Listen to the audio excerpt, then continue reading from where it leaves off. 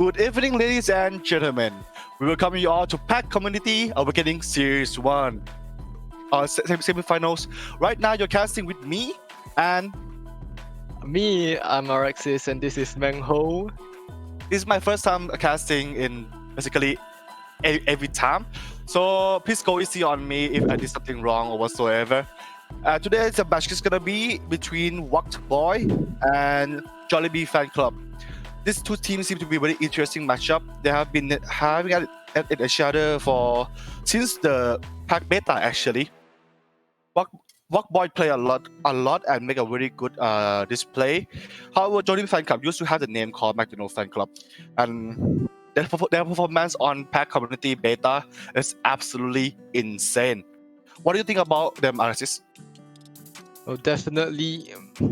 Jollibee Fan Club here actually previously played in our tournament, and they only managed to get to the semi-finals. And after talking to them after the tournament, they were actually pretty upset, and this is their second chance, and I believe that they will try their best to take the win this time. And for Wack Boys, they also previously played in our beta tournament, didn't really get the results they were looking for. So this match is actually could be a redemption arc for both of these teams. The previous time, Wack Boys didn't even qualify for our top 4, and through the back of their DPS line of Wackett and Shiver, they were able to go all the way this time to top 4 and now face Jollibee Fan Club.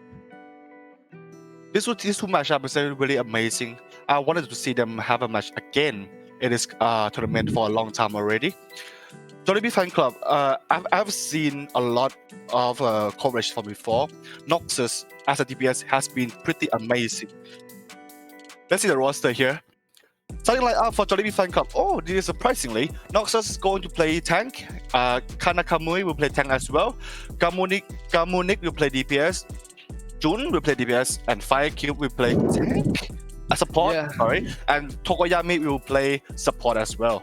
The logo is a little bit wrong here. This is the logo for another team, but interesting note is that Noxus has role swapped onto tank due to unfortunate situation for the normal main tank. Melvon is unable to play today, and Noxus, usually the sharpshooter of this team, now forced to go onto a more supportive role on the tank. But the other two DPSs are no slouch themselves. Jun is well known for his Doomfist. Well, previously he was a Tracer player. Now I know he specializes a bit more onto the Doomfist and a stable support line of Firecube and Tokuyami. I think this team has the ability to take it all the way to the semi-finals. But another team will be standing in their way, which will be the Wack Boys. Alright, let's go ahead and pull up the Wack Boy lineup over here. Milsons will be playing tank. Ino Arisu will play tank as well. And DPS will be Wacked. Kokomba will play support. And Sack will play support as well. Yeah, and not listed here is Shiver, who will be their hit scan. And well, you can kind of tell who is the star player for the Wack Boys already because the namesake of the team is Wackett himself, a very strong projectile player usually seen on the heroes such as the Pharah and the Genji, a really mechanically skilled player in this tournament, showing his stuff throughout the group stages, and I'm excited for what he does. And another player we have to look out for is Inorisu, a really good ball player known for his wrecking ball, and still can't forget the well-placed 3k boop on Lijiang Tower the previous day that he managed to pull off. Fun fact about the Wack Boy team is that they actually Wack come from Meme Court team.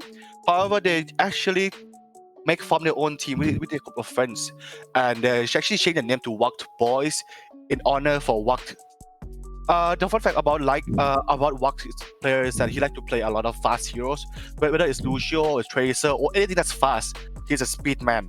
Yeah. As Ino Arisu, as you can see in almost every single tournament match so far, he always plays balls. Right now in this tournament, he'll be the best ball players I've ever seen in this tournament, and I'm hoping to see he gets some boop on today. Yeah, a really experienced tank player for Inorisu, but on the other side, Nox also have to go up against his Inorisu when he's not really that comfortable on the tank role, being a hit scan player usually. So it'll be interesting to see how he can deal and adapt with this situation that has been given to him. But right now we'll be taking a look at our map pool for today. So it will be the higher seed choice, which will be Jollibee's fan club choice, and they will be picking Nepal. Nepal is a very interesting match. There's a lot of boop area where Arisu can actually pop off and change the face of the game. Yeah, a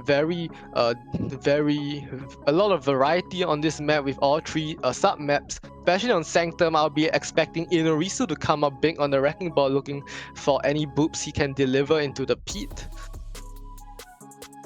As I've seen here, Inorisu actually can manage to boop a lot of players out of the map, especially in Nepal.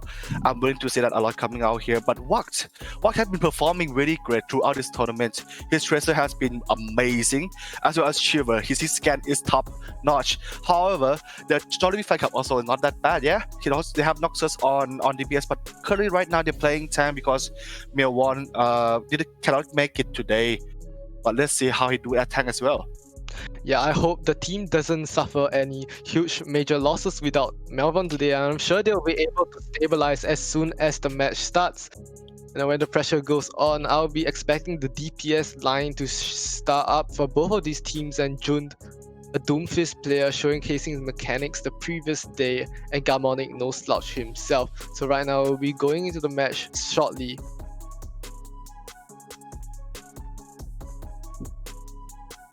Let's go back to the match, and here we have the first map right over here. What do you think about this map, Isis?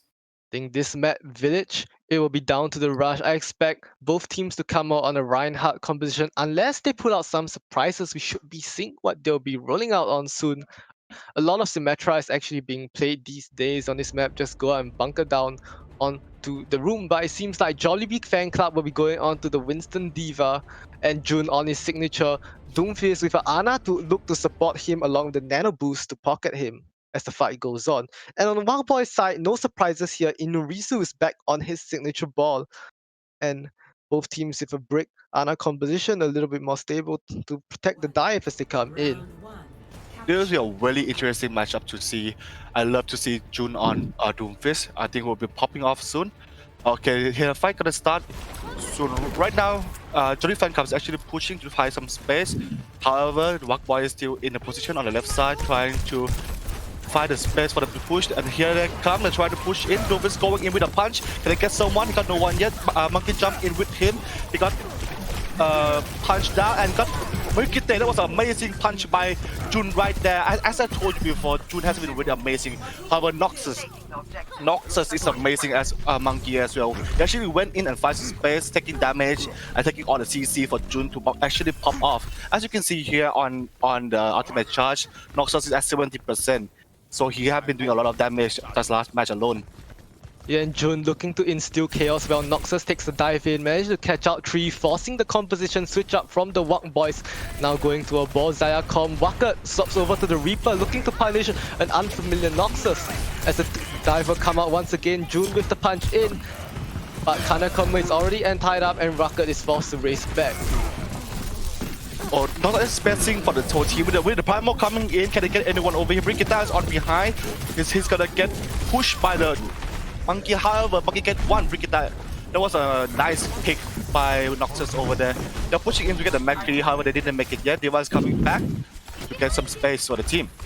And Wacker is really getting shut down this map. I think Jollibee Fan Club recognizes his star potential and just looking for every resource to shut him down. He only managed to land a few shots before getting forced to race back, and he only has 14% outcharge, coming up to 50% for Jollibee Fan Club. As the stem comes in, Lost back to retreat. I think Fire Cube will be popping a nano here onto Noxus, but that's a huge house bomb from Garmonic.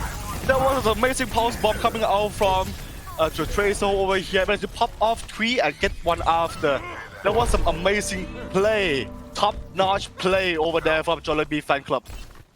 Yeah, well, you would have thought the fight breaker there would be the Nano Winston, but Garmonic just comes up huge with the pulse bomb, and Wackert still can't even do much as Sacred drops over to the Mercy, looking to try to pocket the McCree from the South Shiver as he's nearing his high noon. Let's see how he uses it here as they take the right side of the map. As for right now, they are trying to push in on the high ground. Monkey is trying to survive his best to survive. However, no one is going down yet. Silver still have his high noon on. He managed to get Jun. That was a nice pick by the Rock Boy over there. Divas who have an ultimate over here. He got no one yet. Right now it's 99% on the point. High noon coming in. Can he get one? That's a nice grab coming out for Milesons. Can he get someone over here? Brigitte is going down with the high noon. That was an amazing play, but a lot of ultimate has been used by the Rock Boy. Jun a little bit overzealous there, going in for the slam when Noxus wasn't really able to capitalize. Got shut down really quickly with a flashbang by Shiver, and finally the Wack Boys are able to take control, but they still need to fight back because Jollibee Fan Club, they only need one fight win to take the sub map. As currently right now, as we have seen in the strat on top, Jollibee Fan Club actually have the ultimate advantage over here. However, Wack is on 90% on his ultimate as well. He's going in to get some ultimate charge. Can he do it? Can he do something about it? He's going behind the enemy line trying to he got stuck! He got stuck by PACommunity. There was a nice pulse bomb coming out from the Tracer over here. Managed to back point out, and the fight is gonna be for Jollibee Fan Club. They're pushing in with the Primal coming out from Noxus. How the high noons, the Nomad is coming out from the Buck Boy as well. Can he push them off the map? Can he do it? Can he do it? He could do it. Yeah, he's going back right now. Cabernet managed to kill the another. Here comes the Blossom coming out from Wack. He get one, however, he got killed by the Fire Cube as well. And he's going down, Zack is going down. The fight is gonna be for Jollibee Fan Club. Fight goes back and forth. Bucket gets shut down immediately with the pulse bomb, which caused him to not being able to commit his Death Blossom, and because of that ultimate deficit, Jollibee Fan Club with the DPS line of Jun managed to take the round back, and they will be winning out Village. That was some amazing play coming out from Jollibee Fan Club. I believe that the style of the playing actually managed to go together as a team, going in, get some damage done. Even though they lost Milwon and Noxus have to go and play tank, they still managed to pop off and show the world who they are. Wack Boys looking for a more chaotic composition, but Jollibee Fan Club is just able to stabilize with their brick composition, and let's see what both teams come up with here. Wack Boys is on their Winston Ball comp, a very aggressive dive comp, but leaves little to no pew for their support line. Let's see how they execute it here, as actually a roll swap coming in for Jollibee Fan Club. Noxus will now be on the Xayah, the off tank, as Kana swaps over to Winston. Alright, Ino is going behind to get some boop on this map that Ino is saying, this is my map, this is my map, it's gonna be my map because the boop potential is real. And Wack can kill Kanako Kumi, and he went down already. It's gonna be a 5v6, it's gonna be a bit difficult for Jollibee Fan Club to actually do something over here. If he can get a pick, Jun is going down by Milesons. That was a great play by Wack over there. And this just looks like a composition counter to Jun. They play the double aerial DPS, the Pharah and the Echo. There's nothing Jun can really able to do here on the Doomface. He's basically grounded here. As I've seen before, Jun is doing a lot of damage and doing a lot of damage potential coming out from the last map alone. They're actually getting a pick from there. And coming in right now, ain't no better to kill Fire Cube with the Power Diver. It's going to be 5v6 in this map. And now, oh my god, and Inno's going down as well. 5v5 is going to be interesting match up. They're going in right now. However, Rock is going down by Noxus. But Jun is going down as well. This is a very tight game. He got slapped on behind. Right now they're pushing in. Noxus managed to kill Shiver though. He went down already. Noxus going kill one more from Bass going down. Inno boop! Inno boop! The Brigitte out! However, that poop just isn't enough to turn the fight around for his team, because the rest of Jollibee Fan Club with Noxus on the high charge, that fight is just able to beam down everyone. A nice tip from PACommunity to ward off the Tracer for a moment, but Kanakami just follows up, and without the sleep enough for the Winston, they just managed to pick him off, and Jollibee Fan Club will be winning this fight. The ultimate shot right now is very interesting to see. The pass bomb is coming out. Can he catch someone with it? Can he get someone with it? And he haven't done it yet. Right now they're actually pushing. Oh, the monkey push in to find some spares. His Primal down. The team is pushing in with the pass bomb coming out here. Got no way. He missed the pass bomb in the grab. Paraj is coming out here from Shiver. Managed to get one. Trying to zone some space right now for the team. And it seems like Wack Boy is going to be winning this fight. There was a bit of an overcommitment from Kana. He doesn't realize that the rest of his team has already fallen and pops his Primal Rage. The Nano Boost is now even being committed, but I think the fight is already lost unless they can turn a miracle around. But with the Echo, I don't think that's possible. But they couldn't. But I mean, I would say that was a nice stall coming out, but they used a lot of ultimate then. Right now, as we have seen here, Jun with his ultimate charge, will he pop off in this map again? Jun has been amazing throughout the last map. However, this composition will be a bit difficult for Jun to actually do something to the other player DPS right here. And all Jollibee fan club has is just the meter strike. Now Jun pops it, maybe looking to go for the Ana. He goes all the way up in the sky, trying to catch one of the DPS, but he has his eyes set onto the Ana of Cucumber, but manages to escape. But oh, he catches Pocket instead. That was a missing play coming out from Jun. However, she will manage to kill Jun back again. Milson is going to be down, and Noxus is going to get the map. Our Jollibee fan club is playing really nicely right now. As you can see here, he managed to pop off and actually take control of the point. Once again, Jollibee fan club has no ultimates to ward off the Wang Boys, and Wang Boys has the Nano Boost, maybe looking to give it either to Milsons or Shiver here, but there's a huge anti coming out from Fire Club, and the dive is already coming in from the side of the tanks, but Wackert gets a trade-off onto Garmonic, warding off the dive for a moment there, moment to breathe, and Shiver now on the off angle, trying to boop someone off, doesn't really get it in time, but Kanakumi returns the favor. Inoue is going down. That was a nice switch coming out from Garmonic. He changed to from Tracer, going to Macri to actually manage to push out enemy team. Shiver's going in. Bravo is popping off from Wilson. Can he push down someone? Brigitte is going down. Is he going down? Is he still alive? And he's going down. There was a nice Bravo coming out here. Wilson managed to get one and get two. Zarya's gonna get zapped over here. Can he get it? And they got it. They're jumping in for the McCree. However, the McCree is not low and managed to survive. With the high note coming out from the McCree, and he got walked. He got walked coming down here, and he got Mercy again. That was a nice play. Amazing play from Carbonica. On coming in, but he got no one yet, and the fight will be on for Jollibee. Carbonic swaps over to the McCree at the later half of Sanctum and proves so effective, especially the nano boost from Fire Cube combined there with the sharp shooting skills, shutting down both DPS from the South Wak Boys.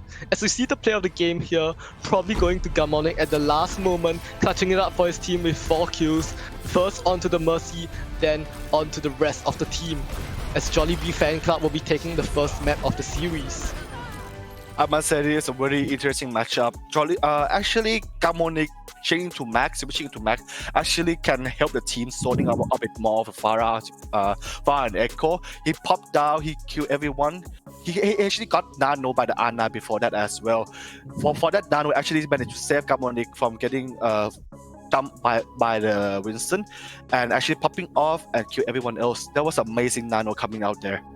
Well, pocket onto the DPS, knowing who is the one to shut down us Wak Boys. And even though they made a good swap onto the double flyers to counter Jund Doomfist, they did not expect that Garmonix has a McCree up his wheelhouse, and at the end of the day, the hit scan play was enough to ward off the Wak Boys. I actually love how Jun actually played really well in the first map, as we have seen, and then I like how Wak actually changed the player, the player to play in Farah and Echo, so Jun cannot actually do much thing. However, Jun is in tight position, right?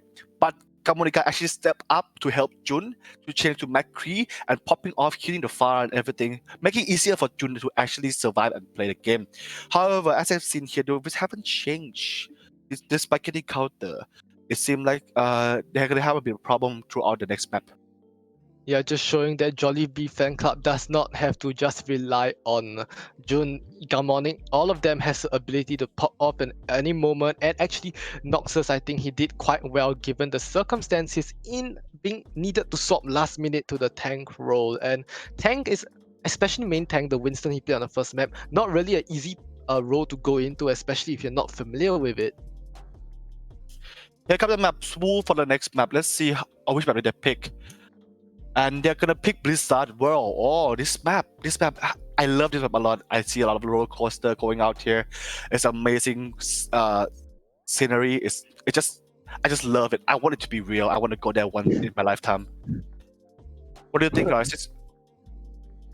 I mean, for any Blizzard fan, it's probably a lifetime experience. But for these teams, a lot of compositions, and this map, usually most teams play double bubble in this current meta, or even any sort of dive, because there's a lot of high ground, especially on the first point. A lot of defending teams play on the high ground, and you want the Winston to be able to capitalize and take the high ground away from the defending team. And we know that Jollibee Fan Club has proven that they know how to play the double bubble, even with some substitutions a last minute. And I wonder if, but I wonder as the series progresses on whether Jun being a Doomfist, sort of a Doomfist one trick, will come to hurt the team because Wak Boys will be able to just figure out the playstyle and shut it down. Coming back to Noxus playing main tank, right? As a main tank myself, I would say this guy is actually amazing. I didn't expect him to switch from DPS and playing Winston at this level. He's been playing Winston just now. I see a lot of great play coming out here, a lot of space taken, a nice positioning to give advantage for the team. He just surprised me a lot here.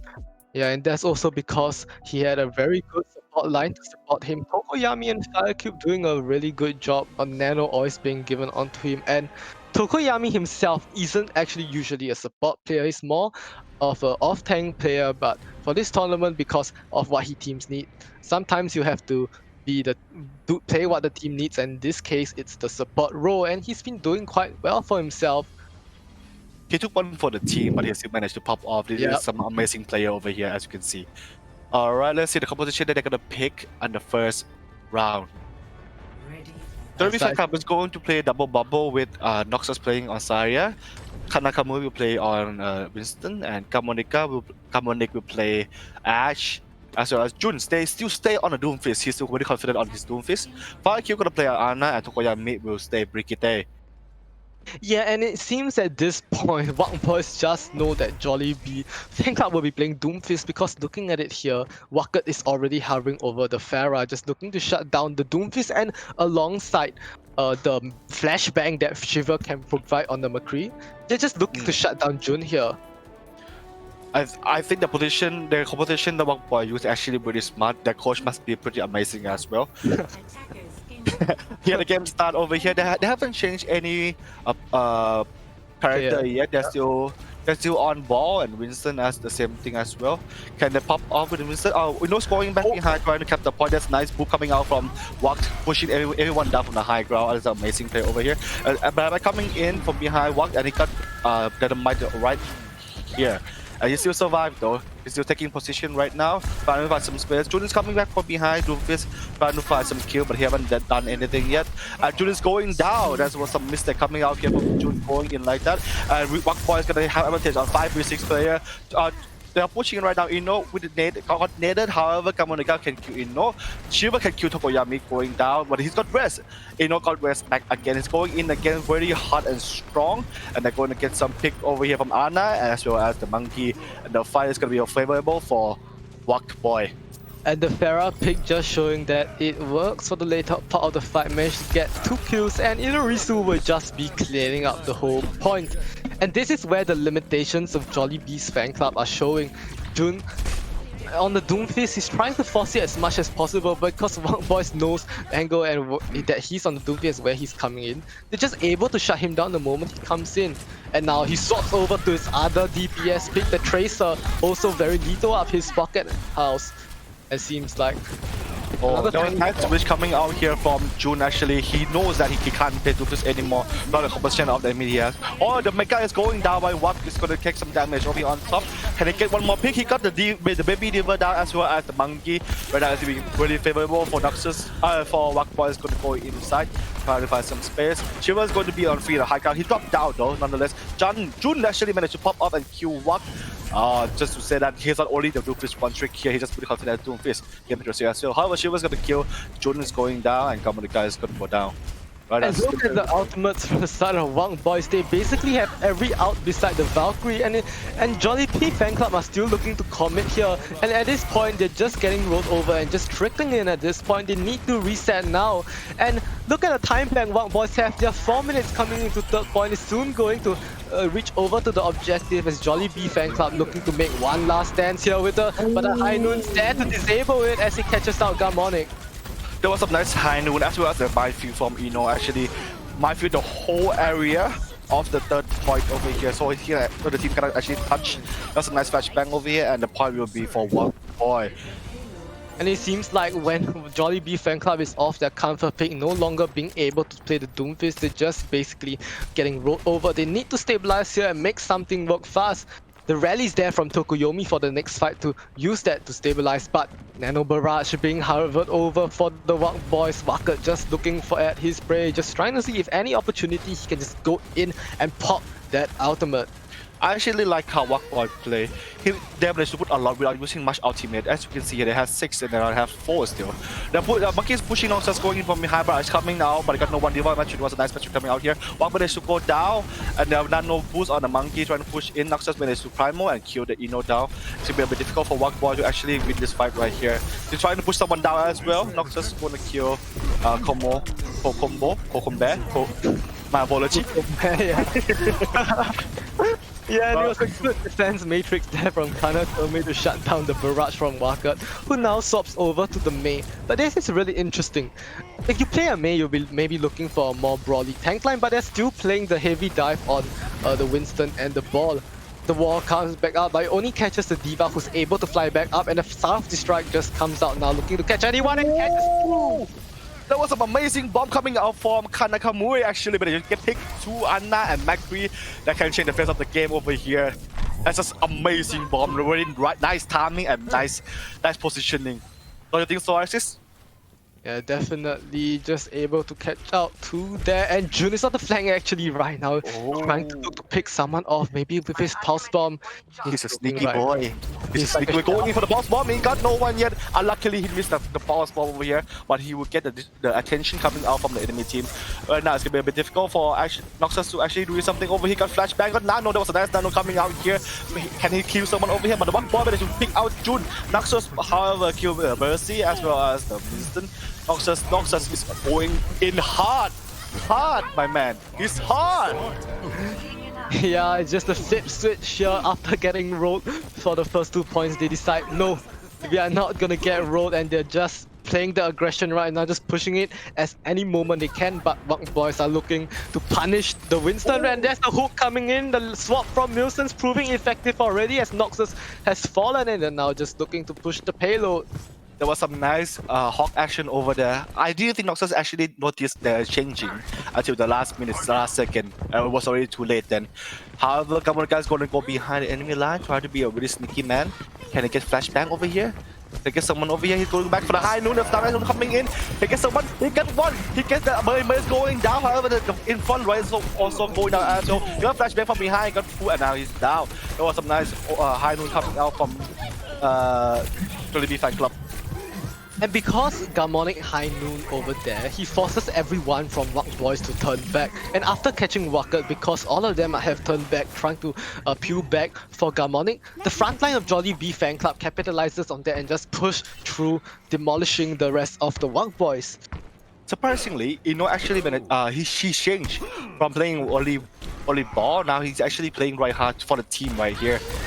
As you can see here, they're pushing in with a Brigitte ultimate, and he's going down. It's going down by Monica. Managed to push in and get everyone. Wak Boy trying his best to survive, but he's still surviving. He couldn't make it back yet.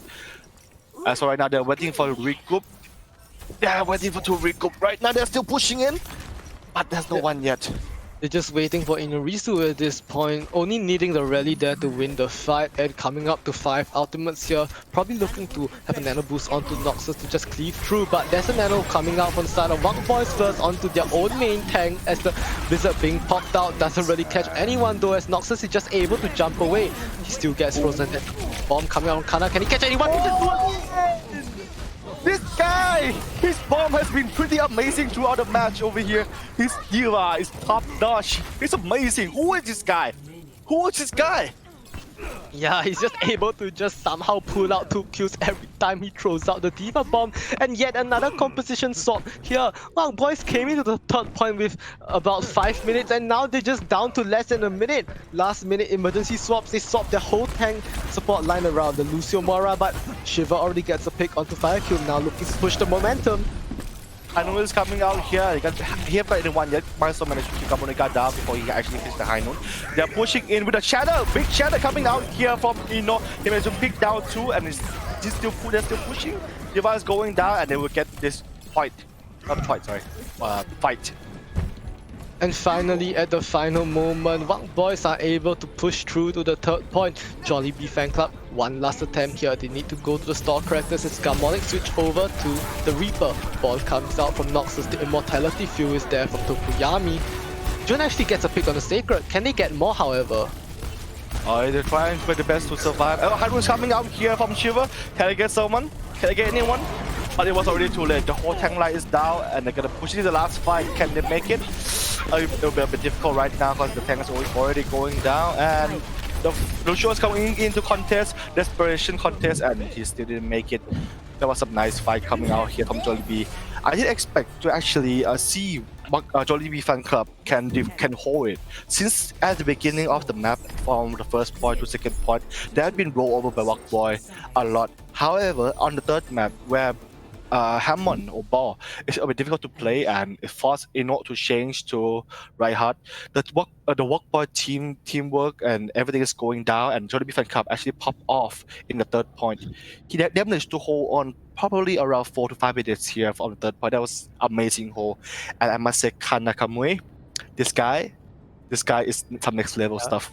It just shows that they have the strong mentality. Even when they need to defend 1 point for 5 minutes, they're able to stabilize their mentality and still continue defending and actually managing defending there. Now on the attack, all they have to do is push to the end of third point and they'll be up to match point. And the composition that they're looking to help them do that is the Reaper Doomfist, a composition that sees more playtime now, and it's just a heavy rush composition. It'll be a bit difficult for Jollibee fan club to actually play Doofus and Reaper basically because they have the diving tank instead of the brawling tank. However, I believe that Jollibee fan club actually tried this composition before and it's gonna work. But they're probably looking for Garmonic to TP in at the same time that Noxus dives in, and from there they're just looking to instill chaos. But Boys looking to have their own chaos on their own on the wrecking ball and Hawk composition, just looking to boop and displace their whole team of Jollibee fan club around as Inori's was already going in. That was a good try move from coming out from Eno over here, but he got no one yet. However, he got caught from behind and he managed to kill Eno going down. The Hawk hook's coming in, but he got no one yet. Luckily, they're pushing back. They're going back right now because they lost one of the important player. And right now, Walk Boys are already forced back to the point, and that's a lot of free space from Jollibee fan club to capitalize as the slam comes in on Noxus gets stunned up. But Jun is there with another CC and he actually catches out Shiver. Or it will be a bit difficult for Jun to for them to actually play the game. Kanakamui managed to get down Moira as well as the Eno roll down and Kikamonika with his rolling. It will be a bit difficult for Walkboy to actually come back here for the fight. Noxus pushing in his corner play, and Tokomi managed to bring down the Lucio as well. This fight is gonna be for Jollibee fan club for 100%. And that's a swift cap for Jollibee fan club. Look at that, Tokuyami actually already has the rally. Something you wouldn't really expect that the Brick is the first one to get the ultimate, but this just show how much he did, how much he was able to heal his team on their first fight. There was a nice hook coming out here, but he got stuck by the environment, but it's still... Noxus managed to leave the step? How? I don't understand. But Jun now coming in, looking to capitalize on that as Noxus is rolling back in, and even though he's low HP, he managed to distract the rest of Walk Boys enough for Fire Cube to get the snipe onto Shiver. Noxus is going down, Ripper is going down as well. It will be a bit fun to watch right here. Jun's coming in. Jun! Come on, one more punch! I want to see... But, he missed, but it's fine. Right now he's gonna push in and manage to clean up the fight. Oh, he got pulled! He got hooked and down! Kamonika is going down! It's a bit difficult for Jollibee right now to actually go back and recoup here. Can they recoup? Can they go back? They're going back right now. And Walkboy managed to recoup, and it was a nice play coming out here. And it's looking like a snowball at this point for Jollibee fan club coming to for ultimates, but Walk Boys has their ultimates of their own. Looking at Wakat here with his Death Blossom, and the Coalescence is already being popped by Sacred, looking to push the momentum now. Fire Kill the Neto to try to wall it off, but Kanakumi is stunned up and already so low HP. Garmonic on the high ground here, trying to look for an opportunity to pop his Death Blossom. I got fouled out by the enemy Reaper. Right now they're trying to contest who will be a better Reaper. Oh, he got hooked! And he's down! Garmonic is down! This Billstone guy always hooked the important player and managed to kill them all. And look again, this guy with his Roadhog has been exceptional in this map. Yeah, Nice help there from Milsers to help out his teammate with the hook. Jollibee fan club right now looking to get back their attack with Jun and both DPS outs ready for that. But Kokon Bear, he needs to pop his sound barrier at the right time to ward off those DPS outs. Jun is coming in from in front trying to get some pick, but he haven't got anything yet. Ultimate is being used, the Blitz go good. Let's go as well. Hydro coming out here, but he got no one. They went back at the same place. Right now, Shiva's going to try to pop off, but he haven't seen anything yet. Let's see. They're going back right now on low ground, and the Dream Fight will take control of the high ground here. I think after this out rotation from Jollibee fan club, they should probably rotate their comp as the bomb comes out, doesn't catch what he wants this time, not being able to get the kills like he usually does. But with a kill onto Shiva, it can be the fight win for Jollibee fan club. It's a nice hook, but he has the Wraith form to get out. Oh. And they actually don't touch the point. Actually, did they C9? Did they C9? Oh, I think they was coming in with the Nano and it got Lucio. That was a bit unnecessary, but I think there's some amazing footage that we got over there. They're gonna push in to try to clean up the fight. And Jun is gonna be a sticky man going behind them, but they're going back right now. And a Nano Death Blossom not really worth it to catch up Kokon Bear, but if it gets the job done, well, why not, am I right? Yeah, it's getting job done at least. You know what the PACommunity remind me of? He actually remind me of Chain of Fly. When his bomb always get at least 1 or 2 players. This guy is the next Chain of Fly, I think. The hook comes out there from Wilson, trying to ward off Jollibee fan club as Noxus has already fallen. Waka now looking to push the aggression with his shotguns as he TP backs up, trying to contest his other Reaper of Garmonic as Jollibee fan club are just forced back for a second here. There was a nice fight coming out from what Boy managed to hold off and push back Jollibee Fan Club. As I've seen before, if Jollibee Fan Club still have the Blossom and a Nano at that time, they might actually have won that fight. Alright, right now we're going back here. The Matthew coming out from Jollibee Fan Club. We got no one yet. Oh, High Noon is going down by Garmonic Nano. The Blossom now. Oh, the Ripper Nano is a scary monster. That's who coming out here, managed to get the fire cube. And they're going down with the Pile Diver, and then also coming out from one boy, even get three players coming out here. Amazing play, amazing decision. Big Death Blossom there set up by the rest of his team. Emo Field Pop there to protect him as Jollibee Fan Club now looking to swap their composition a little bit with Fire Cube going to the BAP and Noxus on the Rhine. Just going for a full brawl at this point, maybe just looking to rush down one of the squishies from Work Boys, maybe the McCree, maybe the BAP, one of the more immobile targets. But that's a nice hook! Nice hook! There's a nice hook coming out here from Milestone and managed to get one, which is Fire Cube, is really important for because they're gonna get pushed and Walk managed to clean up Tokoyami as well as Noxus going down as well. Oh, that's a nice hook that can actually win the fight over there. And right now, Jollibee Fan Club, they have 2 minutes left, still enough to cap the point, but maybe need to rethink the strategy. Yet another stop comes out, Kana coming goes to the Sigma double shoot comp here from Jollibee Fan Club. Double Shield comp has been one of my best and favorite composition I've ever seen here. I know it sounds weird, right? But it's actually my best, my best composition. Anyway, let's go back to the fight. Noxus going down. Walk managed to get one pick with a headshot on Noxus. They're gonna push in, and no one gonna care about him. Oh, he's going down as well. However, the team is going strong. Can they manage to hold him off? It's gonna be the last fight if they can hold him off right here. Going with that Blossom, Garmonic guy managed to get 2, 3, going down. That was a nice and huge Dead Blossom coming out here from Garmonica. Maybe not enough yet. 2 though. Maybe not enough yet to win the map because Milsons is here at the Roadhog. Another hook from him now, catching out 3 in this fight alone. Milson is actually managed to pop off and get 3 by himself. They actually can win the game. Can he win it? Can he hold it? Can they do it? But coming out here. Jollibee gets up on back onto the point, and with both tanks out pop, this is the last stand and Jollibee will be at match point on Blizzard World. I must say at first when Wilson actually picked Roadhog, I was a bit how do I say this? A bit worried about the team. Yeah. Questionable. However, Wilson managed to pop off and prove me wrong. He actually managed to get 3 or 4 players going down, helping the team actually manage to stand up again. However, the team has charged that they didn't have their Blossom and Shatter to win them the game.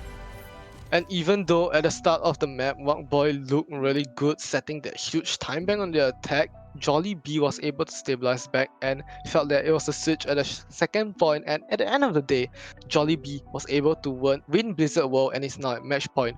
Wak Boys need to re-evaluate their strategy because if they lose one more map, they're out of the tournament. Right now it's 2-0 for Jollibee Fan Club. They have last map, right? They have the last map. If they win this map, they're gonna win this round, and they're gonna go on to prove. I'm gonna grand final after this one. Who do you think is the best player out here from Jollibee Fan Club as you've seen so far? Honestly, I think the space that Gamonic is able to bring on his Reaper, just able to contest them and punish the other side's DPS. He's doing a really good job when Jun isn't able to play his Doomfist, and Gamonic doing a really good job there last map. For me personally, I think the one who surprised me the most is Noxus here. He managed to pop off a lot of great play coming out here from as a DPS main, as playing main tank. He pop up a lot. He's having good space, making a really nice space for the DPS to play. But however, the player who I think is the most valuable right now is Gamonika, the same as you. Gamonika managed to pop off and shoot the enemy team. High noon, they're going down, making a lot of space and actually give a lot of advantage to the whole team as well. But I'll be honest with you, Wak Boy didn't do so bad. He was actually doing really good. Despite having a questionable composition coming out here, but they still managed to hold them very hard. As I've seen here, Milson. Yeah, Milson on the Roadhog, definitely a showstopper. And the last fight able to kill off 3 wasn't really enough, but so his start on the Roadhog with key hooks, especially on that hook onto Tokoyami, if I remember, or the Baptiste, down to the pit, and that was really very good. He was just able to just shut down a lot of the Jollibee fan club members and even stop fights before they even happen. I believe Milson, if they play around Milson as a hawk, they probably can pop off a bit more. However, on ball doesn't actually surprise me. He actually was really good before. But when he changed to something else as a right hard player or as other tanks, he haven't actually popping off. One guy who popped off for the tank player is the Diva, the Diva from Jollibee Fan Club. So that guy popping off a lot. The bomb has been really insane. The positioning of the bomb, I actually get 2, 3. When he bomb, we always expect a kill or 2. Right? He get 3, get 4. That's amazing play. Yeah, and not just his Diva, his Sigma was also really good. The Gravitic Flux at the last fight was what got them across to win Blizzard World, and PACommunity showing up big time this game. I have to say in the game, PACommunity actually remind me a lot of Chain of Fly. The way he play. Here, let's look at the replay coming out here from Noxus. With the Shatter coming out here, managed to win the fight. Right now, he's got the Shatter, get 3. There was amazing Shatter coming out here. However, the Flag also managed to win them all as well. Gamonika with the Dead Blossom as well as Noxus going for the Nano Monkey, jumping in, get 1, get 2, and winning the fight. Jollibee Fan Club has been really exceptional in throughout this tournament, to be honest with you. Yeah, Even though it's Noxus, going. yeah, Noxus showing that his main tank is nothing to be scoffed at, showing up on the Winston alongside the Nano Parker, and that's the bomb that we were talking about from Kana. That is a nice bomb. Let's go ahead and see what the map is going to be picked next. And the third map, which may just be the last map of our tournament, is going to be Ilios actually. Another control map here from the side of the choice of Wak Boys, actually just looking to create chaos. And for Wakat, this is one of probably his best map, considering that he's one of his best heroes is Pharah, and historically this map has been really great for Pharah. I believe Ilios will be a map for Wak. I'm not gonna lie, I actually favor Wak in this particular map because there's a lot of good potential. The Pharah it's gonna be amazing to play. Since I've seen so far, Wak pop off a lot as a Pharah, right? Wak in this map, he can actually pop off a bit more with Ino playing ball freely as he intended to. Wak will be favorable to win this map. However, I don't think Jollibee Fan Club will take it easy. They will try their best to actually win the map as well. Gamonic XD, this guy, I'm watching this guy. I want this guy to pop off. I want to see more of his action. Yeah, definitely. Just excited to see. He has shown the Reaper, he has shown the McCree so far. I wonder if he still has any DPS heroes up his sleeve, and Ilios will definitely be the map. And for Jollibee Fan Club, in the last tournament, they lost in the semi-finals, and right now just looking to take revenge and actually push through to the finals this time. Looking to show that last tournament was just a blemish in their records. Oh wait, it's not Ilios, it's Rialto. Yeah, that we, oh, we we got we got scammed. we got G-baited.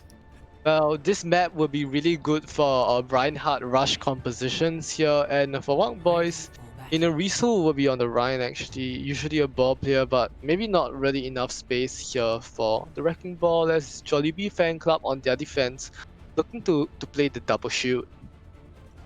The double shield composition in this map is actually pretty good. Over here, because there's a lot of a show coming out here, but I believe they're going broad, that would be much easier for them to play. However, Wakball also playing double shield composition. What happened here? Oh, now they came back to Hawk. However, let's see how Jollibee Fan Club can pop off with their double shield composition. Wakwa will be attacking first with Orisa and Sigma as well as Bastion. Oh, Bastion! BOB actually. I didn't expect them to play Bastion right off the bat. Yeah, and actually both teams' composition are relatively similar, except the DPSs are Bastion Echo from side of Wang Boys and the Soldier Doom from side of Jollibee Fan Club. And Garmonic here is just looking a poke and prod, maybe take an off angle to. That's a nice pull, finish up by the Helix Rocket, which will catch up in Arisu, and Wang Boys already has to fall back. The Bastion wasn't able to set up in time to deal the damage, and Jollibee Fan Club just capitalizes on that. There was some nice play coming out here from Jollibee Fan Club. They actually take the high ground advantage and make use of it. But as you can see here, it's a bit for Wakboy composition, it will be a bit difficult for them to actually contest the high ground because they're playing the machine as well. However, Ina will change to Wall. I think he's gonna try to contest the high ground with his Hammond play. He's gonna be coming out here from behind. Can he boop? He boops someone off. He boops Orisa off. Orisa will be a bit difficult to survive right here, and he's going down. Wilson managed to get one thing. The emergency has been going to use as well. However, Tokoyami managed to rest Noxus out of his misery. Still on the high ground, Soldier still on the high ground freely. However, the Echo is going to go in and manage to quick down the Soldier. Jun is still on his Doomfist, managed to go back right here, managed to survive. And they're still pushing. Windows coming out here from Jollibee Fan Club. He got stunned. He got one. Walker is going down as well as the McCree. McCree is going to get one more from Jun. Jun is going down as well. The bug is going down, and the rest has been again. The bug has been rest. How the Flux managed to kill both of. What? Graviton kill Flux kill both of the Sigma. Yeah, and Jollibee Fan Club still able to stabilize here a late pick onto Wakat. A little bit of a stagger there, but coming into next fight, Wak Boys, they have the mines and they'll have the Echo Out. And Echo Out is a really huge game-changing ultimate. Just looking to see what hero he copies on, and Jollibee Fan Club themselves has the Tag Visor and the Valkyrie to look to push momentum. But I Jun must is say, going for flank here. Wak Boys actually managed to have a really decent push coming out here from the last fight. They're pushing up pretty far actually and get a lot of advantage here. However, Jun coming out here managed to get no one yet. He's going to go back to his friends. Then Jun gets found out here, but now slams onto the Zarya as Wakat copies the Orisa. Actually, Shiva gets a kill onto Fire Kill by Trader as Sacred also falls. But the numbers advantage right now are going in Wak Boys' favor, and with Wakat building up to a supercharger soon, they can really push the momentum here and take first point. Oh, the Bongo has been used from the Wak copying. However, right now it will be very favorable for Wak to actually win the map. How they have no main tank over here? Can they actually leave? Oh, they're here! Jollibee Fan Club actually managed to hold off with the high noon coming out here from Chiver. Can they get someone? Can they get anyone? And he get one. That was a nice high noon coming out from Noxus. Jun is gonna go use ultimate as well as he's put out to someone. He got no one. He's gonna go on top. He's coming down to the Ana, and he got one. That was some nice ultimate use to go on high ground. He used his skill to go down and get the Ana. Rest coming out here to go combat, and Wilson is going down as well. Wak managed to shoot down the Soldier. However, the fight is gonna be for the Fan Club still. Oh, Wak took down Jun again. This guy This Wack guy. And then pushing in. Immortality has been used. The Mafia has been used as well for the Wack boy. They're pushing in. Is very good positioning for the Wack boy. They're going to go kill in Sigma. Can he do it? They did it, and they're gonna win the point. And there's a good push there from Wack boys, even though it was long worked out at the end of the day. And I'm going on to the second point. PACommunity has the Flux and they have the Tech Visor to maybe looking to combo those two together, just shoot down everyone as they're raised up. You know, Risu trying to go in, gets punched. He may fall here actually, but thankfully with Sacred's healing, he's managed to get back to the rest of his team. Alright, let's see here the ultimate usage of the two team. Ino's going to go behind, however he get pushed and he got caught by Jun, and Ino is going down. Right now it's 5v6, Jolly Fan Cup is going to go push in and find some more space. Come on, you manage to get Shiver down, now it's 4v6. Oh, the aimbot, the Visor is going to go in and get to support down. That was a nice play coming out here from Kamonika. There was some nice usage here. Nice tech advisor there. Ultimate that actually in these days doesn't able to get a lot of kills, but Garmonic they're able to catch 2 to 3 then proving that it's not really a useless ultimate yet, as Noxus actually stops to the hog and trying to hook someone but needs to fall back. Right now they're going to go find some space on the high ground. Ino's going in to find some kill, but he haven't get no one yet. Monkey is jumping in, however the Nano will be for Wack. They're going right now, but they cannot do anything yet. They're going back. Jun is on his ultimate, going back behind. Musen is going to go down by PACommunity, managed to get him off. Wack still survived this. PACommunity managed to bring down Wack, but Jun is going down as well. The net is coming in. It's a huge anti. However, the team has already went down. It was already too late. That was a nice ultimate coming out here from Noxus. That just savage, man. They just use ultimate to kill. Questionable ultimate there from Noxus. Catches out Shiver, but I don't even think he needed that. But they still have the Flux next fight. They still have the M Matrix. A lot of damage boosting ultimate's capacity here for Jollibee Fan Club. What boys? They have the High Noon. They have the Hammond out. They have the Valkyrie coming out here from Wack Boy. Can he manage to get someone? He haven't get anyone yet, but Tokoyami is gonna go down. The Flux coming out here, he get no one yet. However, Ino managed to kill Jun with his biofuel.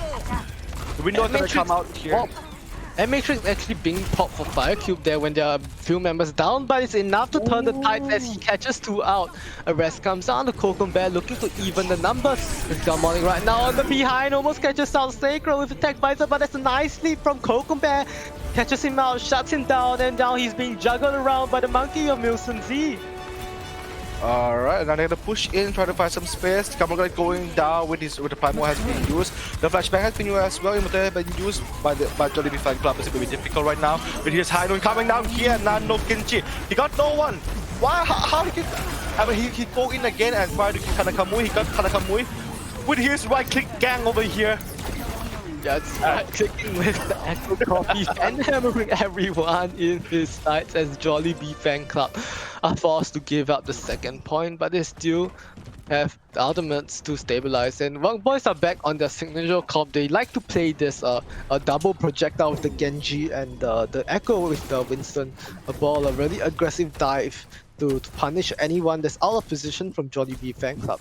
Garmonic will swap over to the Reaper, trying to shut it down. And Sacred will have the Mercy out here, trying to push up if needed. Shiva is closing on to the blade. Without the Nano Boost, he will be forced to go for a vanilla blade. But someone in the backline's already been caught out. Garmonic catches out Sacred. And was coming out here from the Fan Club from Jun. He get no one yet because they are going back right now. That's my fuel has been used though. Ino, my fuel has been used, but there's no one gonna go down here. However, Ino is gonna go down. And who coming out? Almost. That was close. If he got that hook off, it would be a really huge stagger onto Walker. But fortunately for the Wack Boys, they can still have the time to regroup, and Bear 40% up to the next Nano Boost, and once she gets it, it'll just be going to look to lock it on the Shiver. But I don't know if they have the time for that, the time to wait, because Milcent is going to fall here, and Shiver, he needs to make something work fast. Walker, there's the Dragon Blade coming out as he just slices down 2 and 3. That's the team of Jollibee Fan Club falling. There was some nice play coming here from Shiva. He got 3. Organ has been used, however, he got no one yet because he got moved from in front. And his Noxus is gonna go down, and this fight is gonna be for Walkboy. Can Jollibee Fan Club hold this fight, hold this point?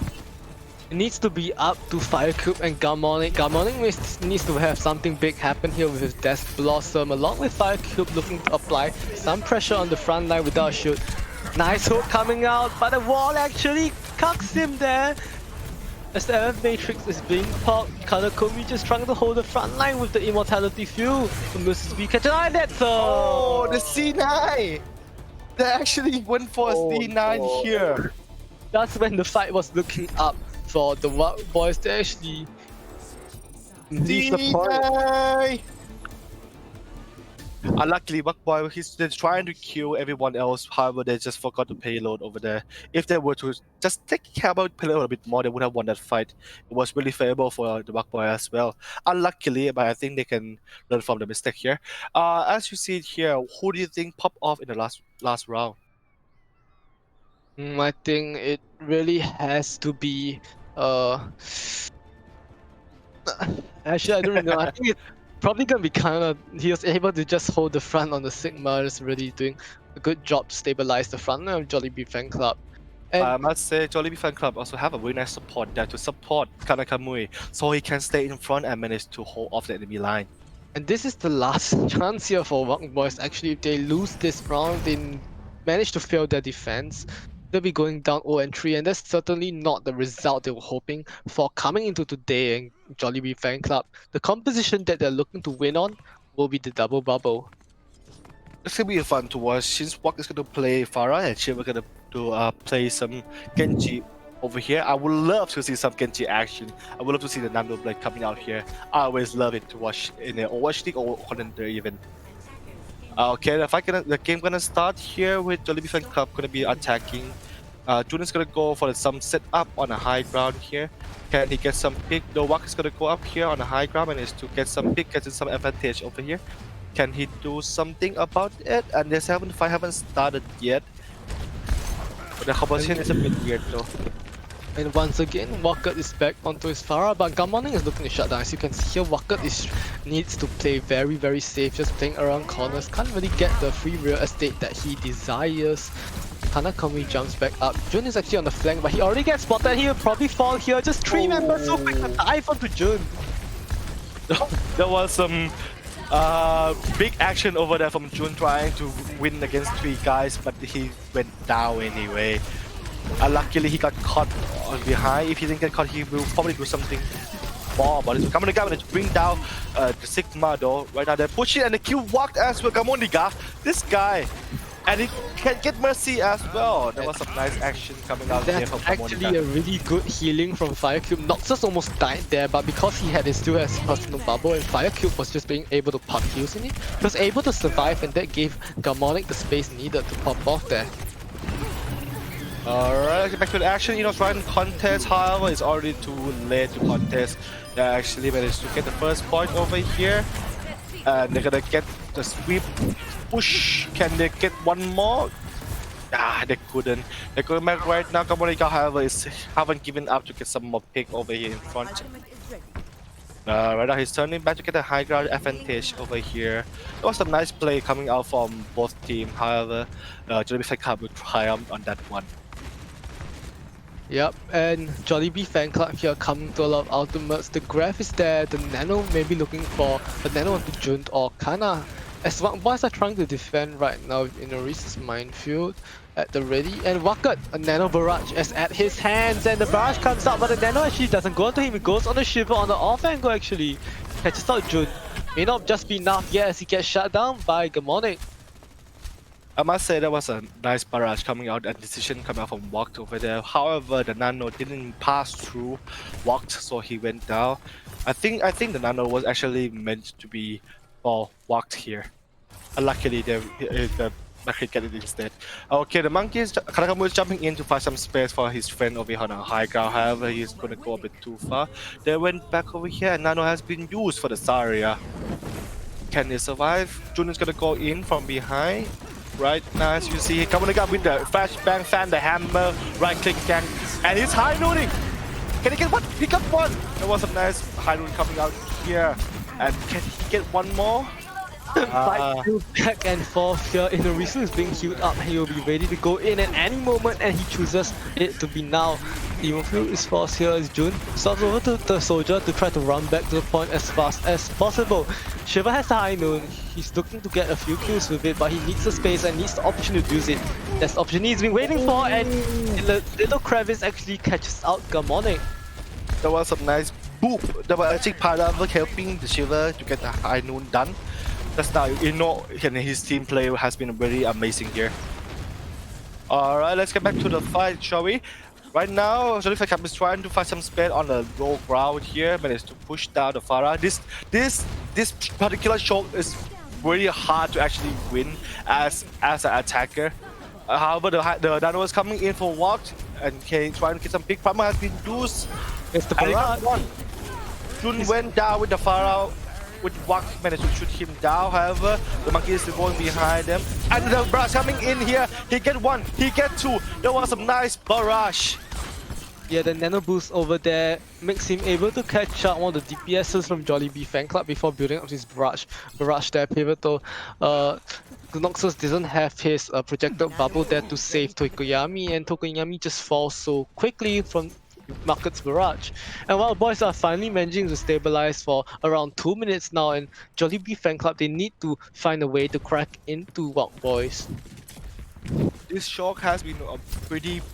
I think it's one of the hardest shock to attack here. It'll be a bit difficult for Jollibee Fanclub to attack in this particular shock if they're not gonna go. If they have to go together as a team and win the fight. Alright, they're gonna go in on the low ground again. They're deciding to go to the low ground, managed to push them to get some action. How the nano has been used for the both team. Shiva is gonna pick some shot on Takoyami and they're gonna win down. However, the nano monkey is coming in. The nano is already over. Can he survive? Right click again, coming back here again. And he got one. Noxus! One more. Noxus! So high energy right now, actually gets shut down from Shiva. And Ooh! he wins the 1v1 with a well-placed headshot to Gamonic. And even though Noxus heroics there looked like it was enough to push through the point, Shivers is able to come back, click 2 well-placed headshots and turn the fight around. And Walk Boys continue to defend. Noxus still surprised me every round, every map. He has been exceptional in even main tank as well as the off tank. But his effort will be worth it this time. They're pushing in. They still haven't found some space for the team to play. Sigma's gonna go behind the enemy line. Can he catch someone from behind? He haven't got anyone from behind yet. And Waka is already actually nearing up to his barrage, and the nano boost is also ready. So Jun needs to pop his tactical visor down. Actually catches out Waka before he can even build the barrage, and that's the pharmacy gone from the side of Walk Boys. Now the front line of Jollibee Fanclub just looking to push in, and with Kanakuri on the front line with the Primal Ridge, looks like he doesn't even need to use it as the dive would come out.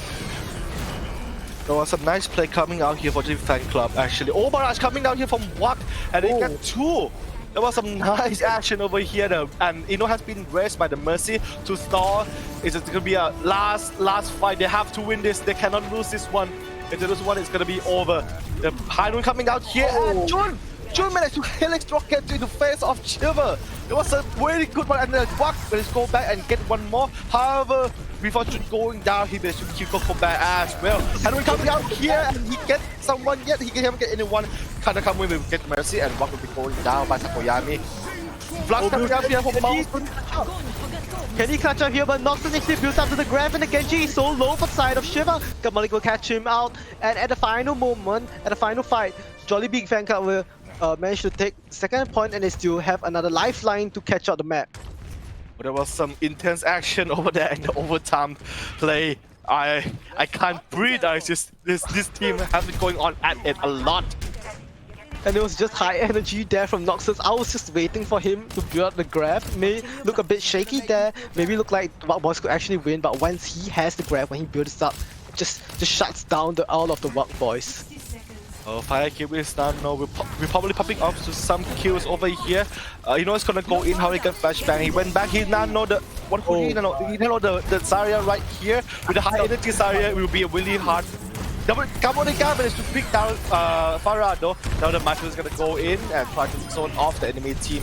That was a nice minefield.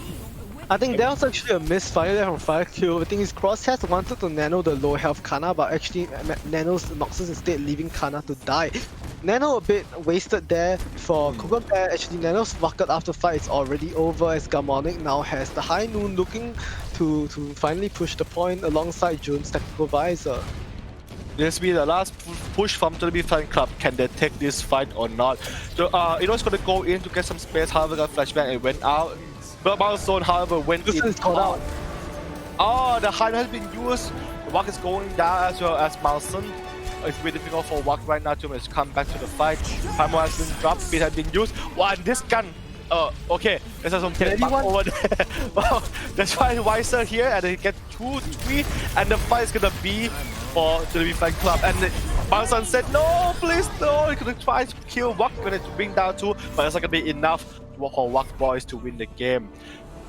Bucket tried to pull out some heroics there, catches out to his barrage, but just not enough to 1v6. And at the end of the day, even though things looked a bit shaky on the attack, Jollibee Fan Club will win out a Rialto, and they'll sweep Wak Boys 3-0, winning out the first semi-finals of the day. Let's look at Nice. the game. Oh, very nice pair of game over here. The blade has been amazing as well. And the composition between the combo between the ball and actually Genji, that's actually really top. The ball went in and Padava everyone go up, and they can just dash in and then do second blade. That was amazing teamwork. For that teamwork, I would say they practiced a lot in scrim. They managed to pop off. Communication has been really well as well.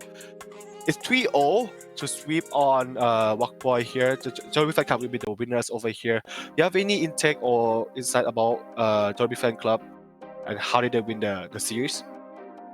Well, I think they had just had a better understanding of what the meta compositions was. And I mean, in this elo, you don't really have to play meta, but when you know how to play the meta against Wak Boys who like to play wacky compositions with the ball, with the Winston and with the Reaper, at the end of the day, the double bubble was just a more stable composition, because for Wak Boys, the composition thrives on chaos, and if they're not able to build up that chaos, they can't really do much.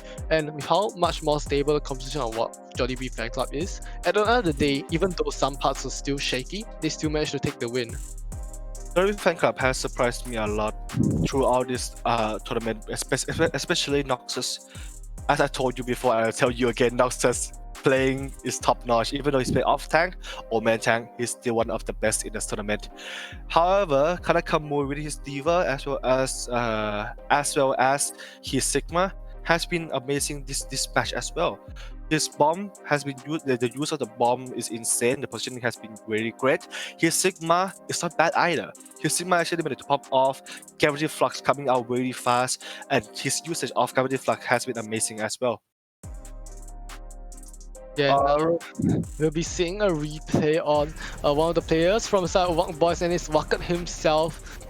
He's here. Actually, this is Noxus with the Shatter.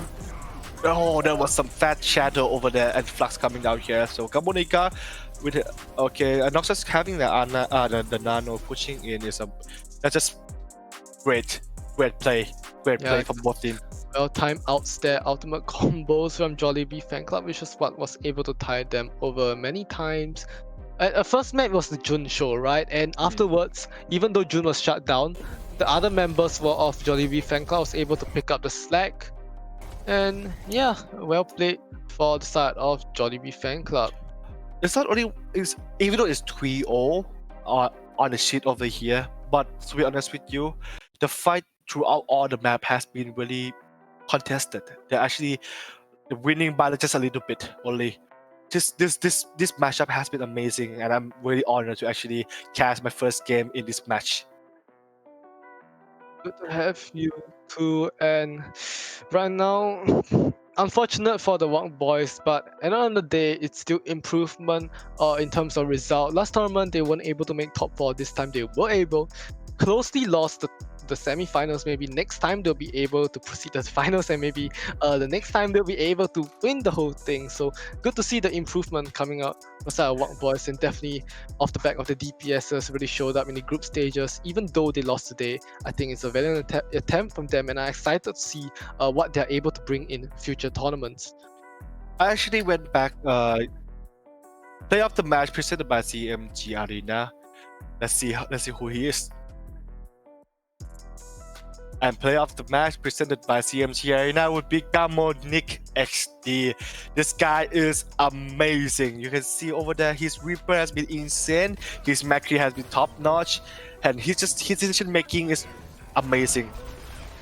And from what I know, Gamonic was actually supposed to be the substitute to Noxus on the hit scan role, but because Noxus has to go over on tank today, Gamonic is showing why he is something to be scared of. Also, it's not just Noxus who can bring a lethal hit scan on his team. Gamonic also has the McCree accuracy in his wheelhouse to really pop off today, and that he did.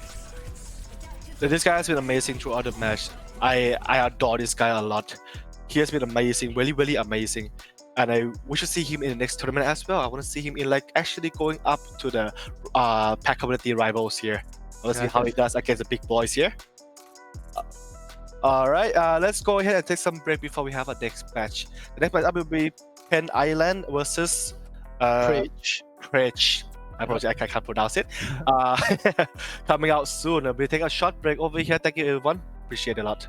Yep, see you after this break.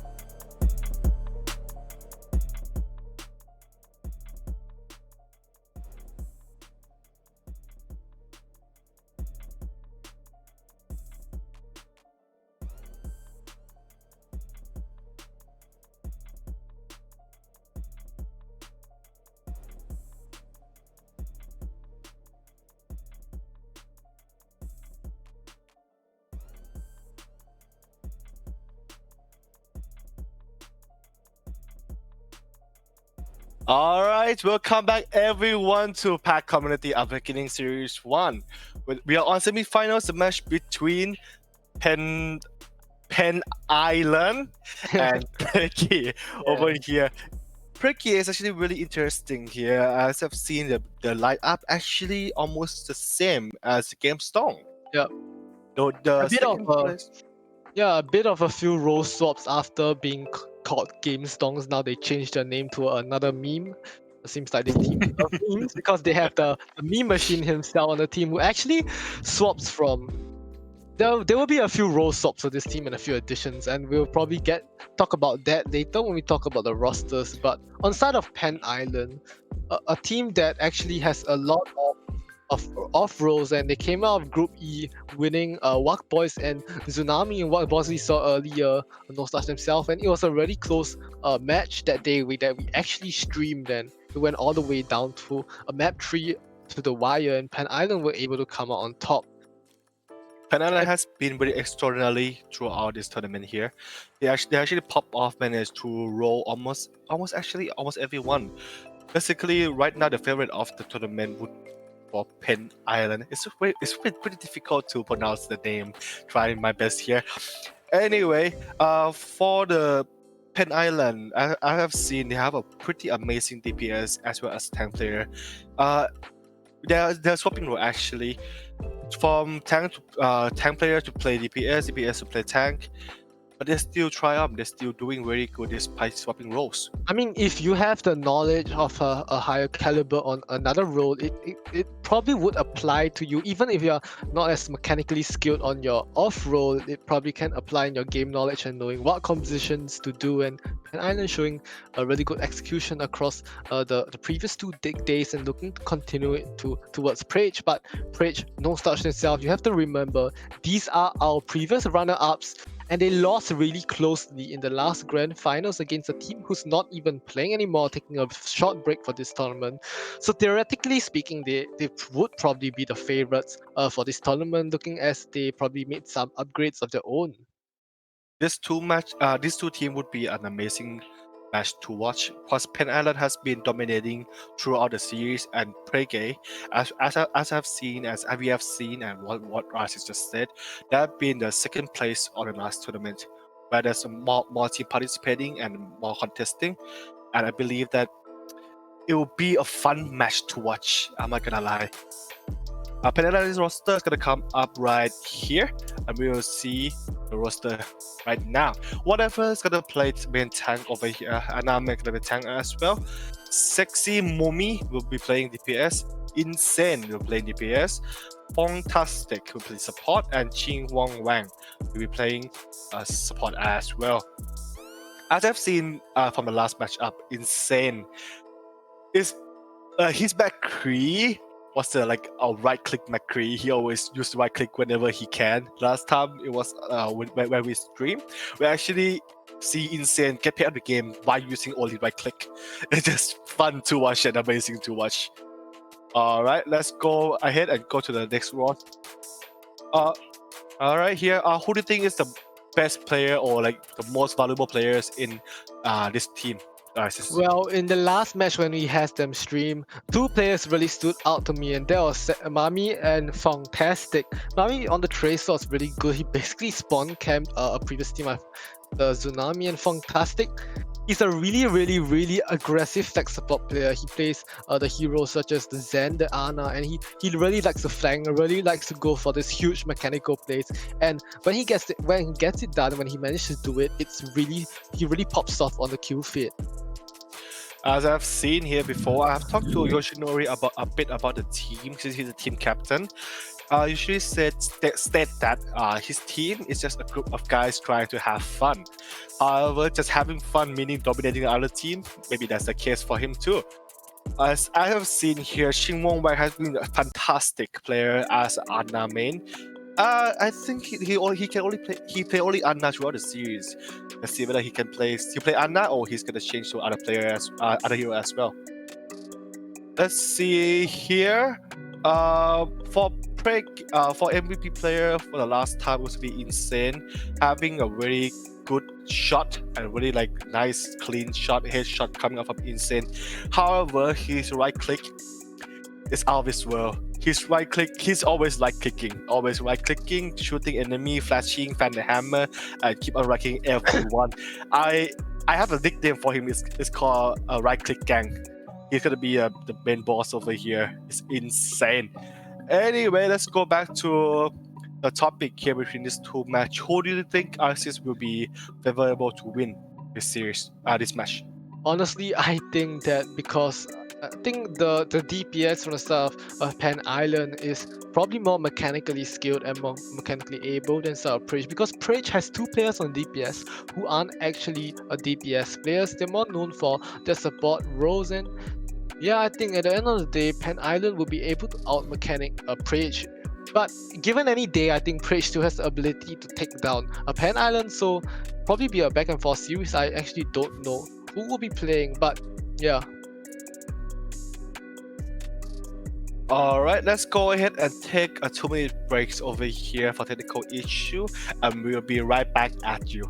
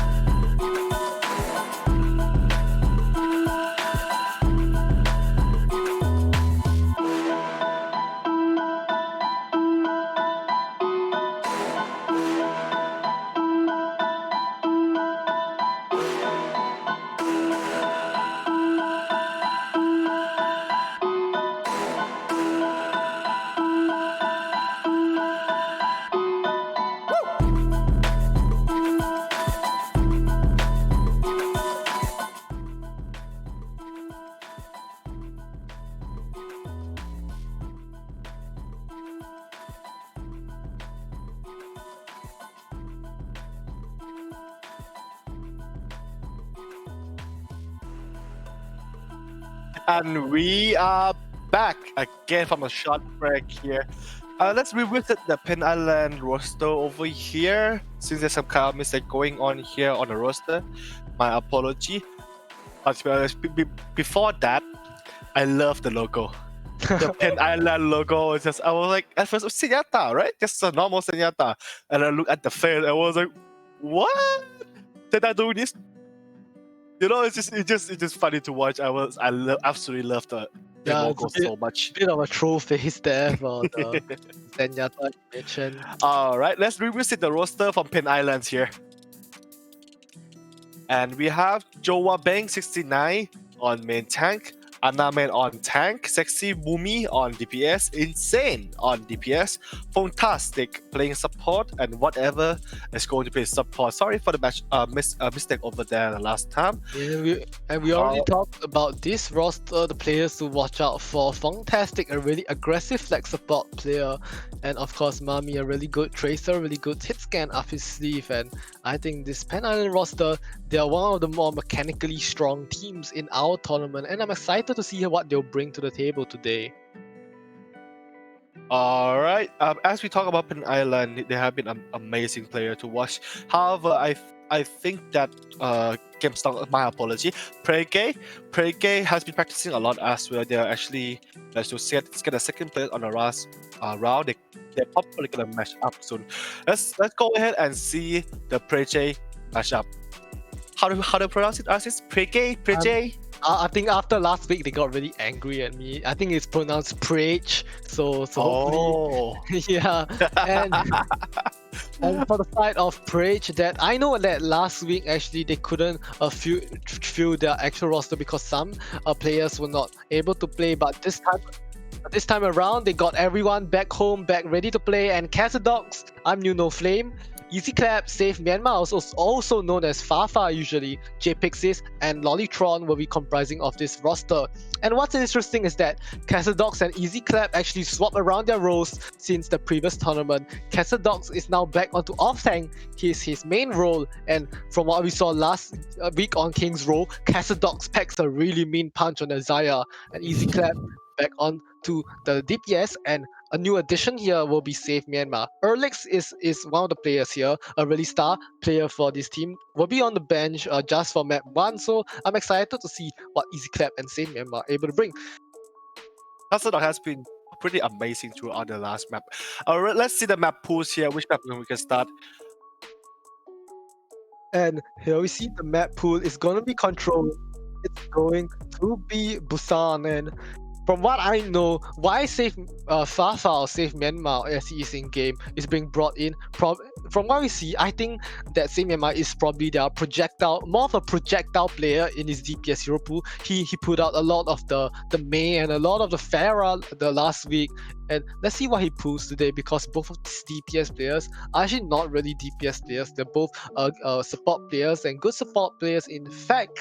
But on the off roll, I wonder if can provide the same lethality as the DPS line for Penn Island. Busan map has been one of my favorite maps so far. I love the map so much that I love, like, whenever I saw it in a ranked game, I actually smile on my face.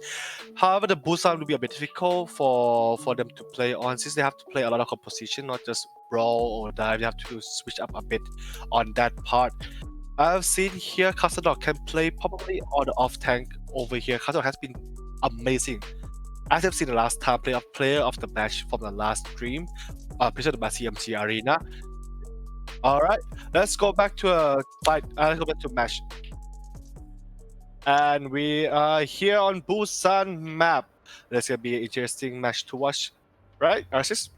Yeah, of course. Downtown, I'm expecting a lot of hit scan play, a lot of snipers. People usually like to play the snipers, the long range, like the style of the Widowmaker, but I think both teams not really going for what I expected. Both teams will be actually playing the Winston, the Brick, the Ana.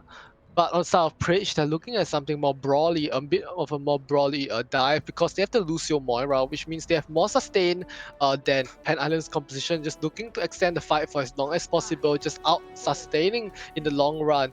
Penn Island just looking to make a swift dive in Saints Ash right now as the match has started. Alright, the match has started. The Praise team actually asked us to pray for them. Okay, let's see the matchup over here. They're pushing in on the left side, trying to find some space for the team.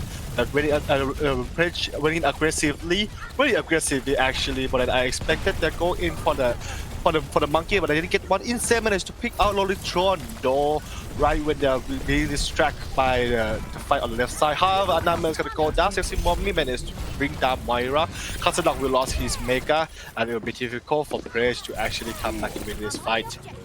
And Sexy Mom there on the off angle, just able to pick off the side of Preach. And now Jova Bank just cleaning the rest of it up on the Zaya, getting 3 kills late fight. And for Preach, they need to play the long game because they can't really just meet Penn Island because they just get shut down by Insane. They need to figure out something. Just try to rush down the front line maybe for the side of Penn Island. And right now, as we've seen, PJ is going to move on the left side over here to try to take control of the Mega health pack. And they managed to take control of it. However, the enemy of Penn Island is still on the high ground. Instant is free shooting from in front over here, and no one's going to contest him yet. However, he dropped down the high ground. He loses the high ground really easily and and tried to play on the lookout instead. The naded the monkey was a very good in grenade anti-sexy mommy managed to bring down the Winston. Set Myanmar, however, managed to get inside back. Alex went down and Anna went down. Oh my god, this has been a really good matchup over here. They're actually getting one pick by each other one by one. Oh, and Castle with the bomb on Joan Bank 69 and get the sorry out of the match here. However, the Anna man gonna pop off the primal, but it's not gonna be enough. And they went down right here, and the point will be for Preach. And even though the tofu shop there falls early when he got anti by Fantastic, the coalescence from J-Pixies was able to sustain the rest of the team. Actually she gets picked off here. There could be a bad start for the fight, but sustain was what won a Preach the last fight, and without the sustain here from the side of J-Pixies, they need to reload the beat, but the beat only catches down one from the side of Merlix. He pops the high noon, but it's already been grabbed out. Actually counters onto Jova Bing, but the tofu shop is just sleeping with his primal rage. He can't do anything as the bomb from South Insane just cleans the rest of Pen Island up. I must say that bomb is really well positioned, managed to hold off the enemy line as well as getting control of the point. Insane with his ultimate usage has been pretty amazing.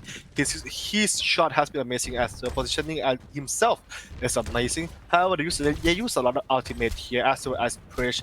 It's going to be a fair even fight in next match. Monkey is going to jump in to contest another monkey on top of the high ground. Take control of the high ground here. However, they need to do something to contest the Ash as soon as possible. So keep on shooting over here. And Sexy Mami actually swaps over to the Sombra, looking to burst down and hack up any of the tank line of Preach. Castadox now being hacked. These scenes unable to peel for Erlix, he falls to Insane, and the Nano Monkey is right now on the point, just zapping through everyone as Pen Island just collapses. Now, Pass Bomb to save Myanmar doesn't really get anything, it's just Fat Winston that he's stuck. And at the end of the day, it seems like Pen Island will be taking this point. That was a nice promo coming out from Anna. Managed to push off and try and kill the Tracer out who want to contest the point. And the point will be for Pen Island in this map. And I think this isn't really a good map to show the strength of Preach, because for them, I think the Tofu Shop isn't really a Winston player. They like to play the Brawl, and Downtown isn't really a map that they can really rush down. So I think Mecha base, which we're heading into now, will be a more favorable map for them, as they're already swapping onto the Rhine Zaya, the Mei, just full on rush. But Pen Island is looking to counter that with their own Rhine Zaya. The Brawl composition, I love to see Brawl composition going on. However, Pen Island is gonna stick with playing Sombra over here, and Prey is gonna stick with playing Mei over here. And let's see whether who's gonna pop off more between the Set Myanmar Mei or Sexy Mommy Sombra.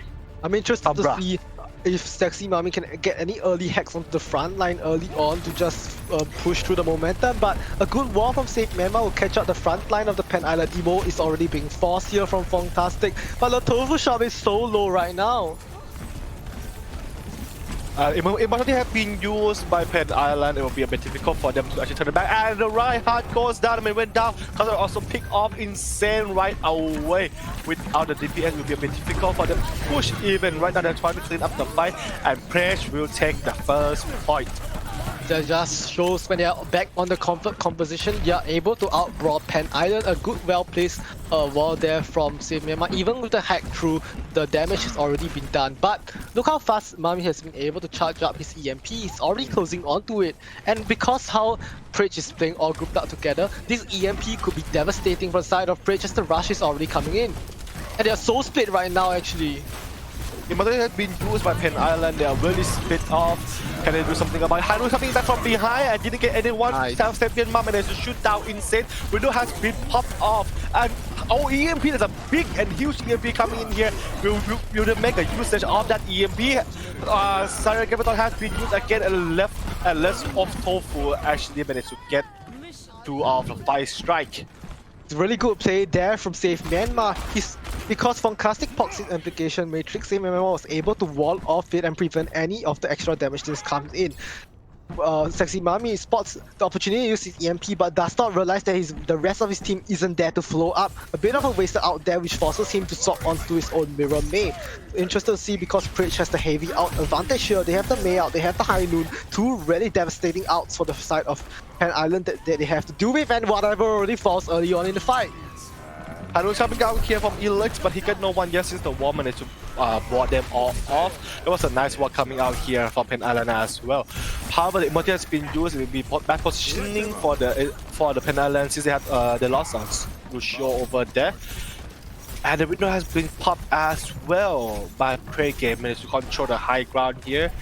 And they're still contesting the point. They're waiting for the spot. They're coming up here on the right side. On the right side of here, an ultimate using my Blizzard being used over here and managed to froze 1, 2. That was a nice Blizzard over there from Prage. Yeah, really good out cycling there from Preach. They catch out whatever, which means they don't have the speed, so they pop the Amplification Matrix trying to punish any of that, forcing Pen Island to hide until the M Matrix is over. And when whatever finally gets back to his team, they try to rush in.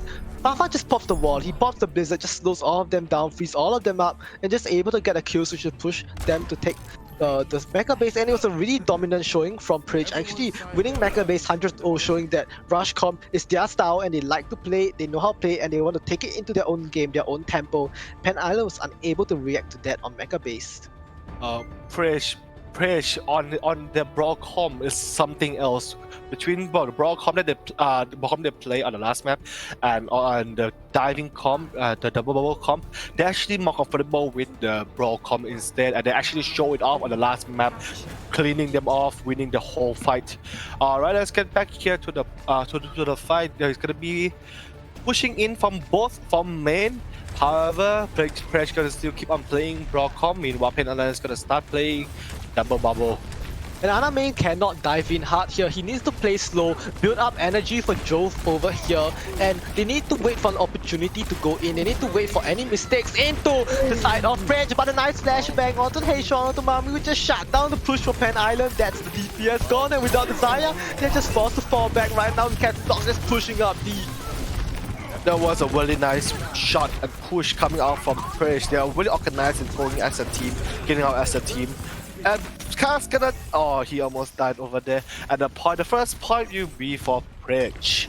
However, because of how much damage Pen Island took in their previous fight, they already have a nano boost onto Fantastic, which now goes onto Ana Main, making him able to play more aggressive, and there's a huge anti-nade to counter with that. And Ana Main is just free on the backline right now. Oh, there was a nice nano coming out from Fantastic over there. Nice decision making, nice timing. Because Ana Main managed to go in and get in the positioning for their team. I really love it how they play actually as a team right now. Sneaky Boy is trying to get some pick, but then he got back right away. He saw Erlix there and he knows he has the flashbang, so he decides to play it safe, not go too over aggro, just respects the flashbang from the enemy. And now Preacher just looking to push on from the left side with the High Noon and the Blizzard. Application Matrix probably to open a fight. There it goes. It might have been used, however, the monkey will get out with the primal. However, instead managed to High Noon on the Elix as well as Casadok's going down, and the right hand is going down. This fight is gonna be for Pen Island. That was an amazing play for Pen Island. They dive in, they just High Noon, distract the enemy line. Insane can have a pretty nice, decent space where he can High Noon easily and manage to get one and damage one more. And for Preach, they need to win this next fight because they're coming up to a lot of ultimates. If they lose this next fight when they are so up on ultimates, Pen Island will just get the momentum, get the out advantage in the next fight, and just carry them on to roll them in this map. Sexy Mami is trying to look for a flank here, but gets spotted out, gets chased away. Let's see how Casadok uses his Graviton Surge this fight.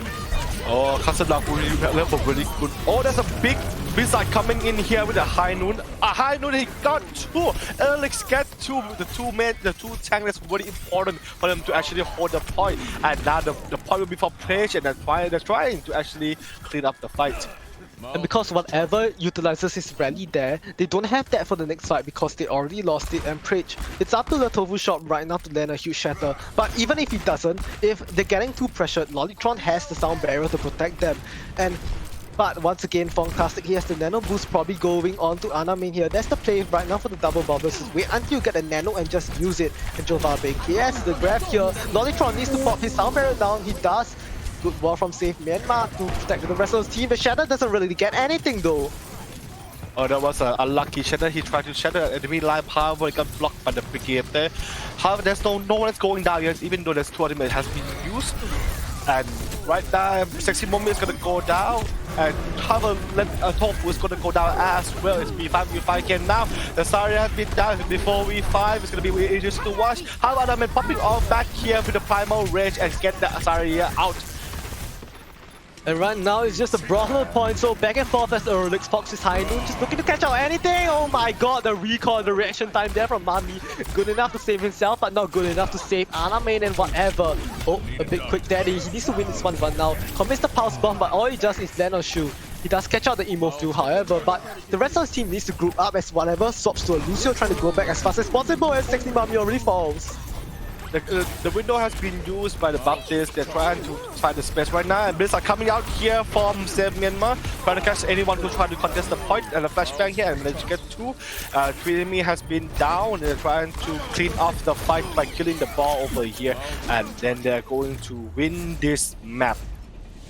Yeah, and it shows that different teams have different styles, and this is a battle of 2 styles. Pan Island really love to play double bubble. Preach really loves to play broad. But at the end of the day, even though that both teams are 1-1 in submaps, when it was down to Sanctuary, Preach was able to play their own style and defeat Pan Island at it. And here we see Castle a really star player for the side of Preach.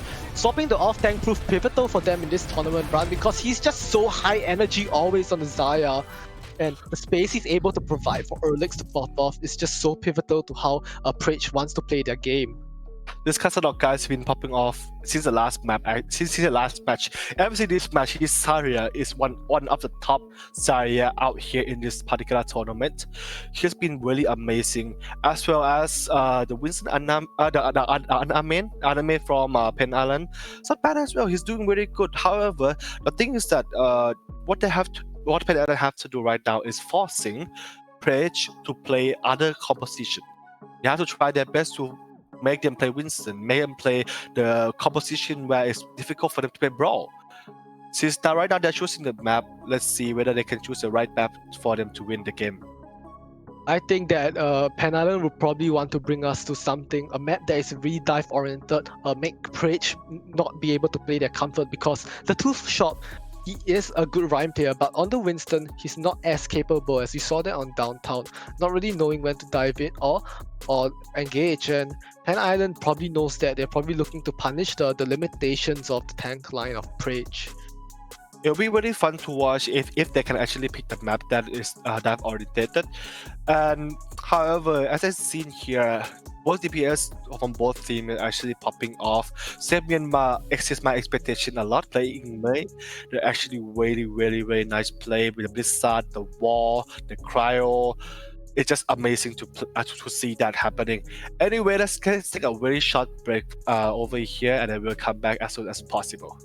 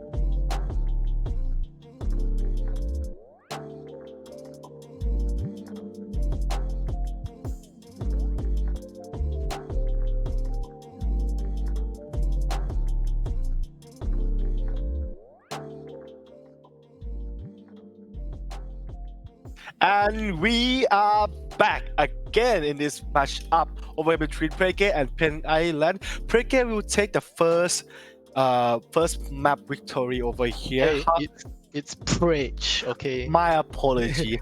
Great. Yeah. All right, let's see here. After first from the production here, Preach have a roster change. Let's see who's gonna change here. Kazadak will be on mid tank and steel, and I'm new on flame. No, that's actually just the same player. I think that's his other count. Ah. But the change here is that Save Myanmar will be out for Easy Clap, and I think that means they'll probably not be playing the main as so much. But actually, I don't really know because I know that both of them have the main player, so I'm interested to see why they decided to see Easy Clap here. I think he's more from what I asked him the last time actually after a roll swap. He said his most comfortable DPS will be something like the Hanzo or the McCree. So I think that they might want to go for a double hit scan composition here for Preach. It'll be really interesting to watch S Club playing Macri or Hanso over here. Alright, let's go ahead and check out the map pool. And the next map is gonna be I Can Walk here. Oh, it's really brawl oriented, but it's alright. It's for me, I Can Walk is really difficult to play. Yeah. Well, for Pen Island, you can also play the double bubble, the first point and the second point, because the second point has so much higher ground for them to take control of. But come the third point, it's going to be a game of brawl. And we saw on the brawl mirror that Preach has the heavy advantage. So I wonder what strategy Pen Island will prove it, giving us here, because considering this is their map pick, they probably know what they want to play and how they can play better than Preach. As I've seen here, probably double bubble will be really advantage over here. Alright, and then now let's go to the maps right now. And we are here at Icon Wall, the home of Raid Heart.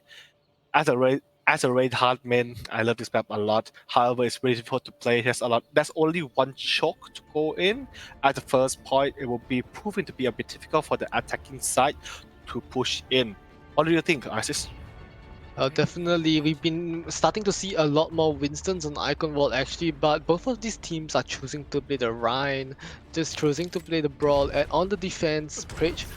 Easy Clap is on the Mei, so he's actually going to replace Fafa on the same character that Fafa actually did really well on. So I'm interested to see how the playstyle differs when Easy Clap is on the Mei instead of Save Myanmar.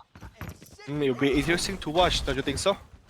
Yeah, definitely, because even on the same character, you can have different playstyles. Maybe Fafa likes to play more slow, more aggressive, or an Easy Clap is more stable, or something like that. But seems like we have a technical issue. Maybe the server is getting a little bit of problems here, and this does happen in online tournaments. So stay waited because we'll be probably starting the map soon.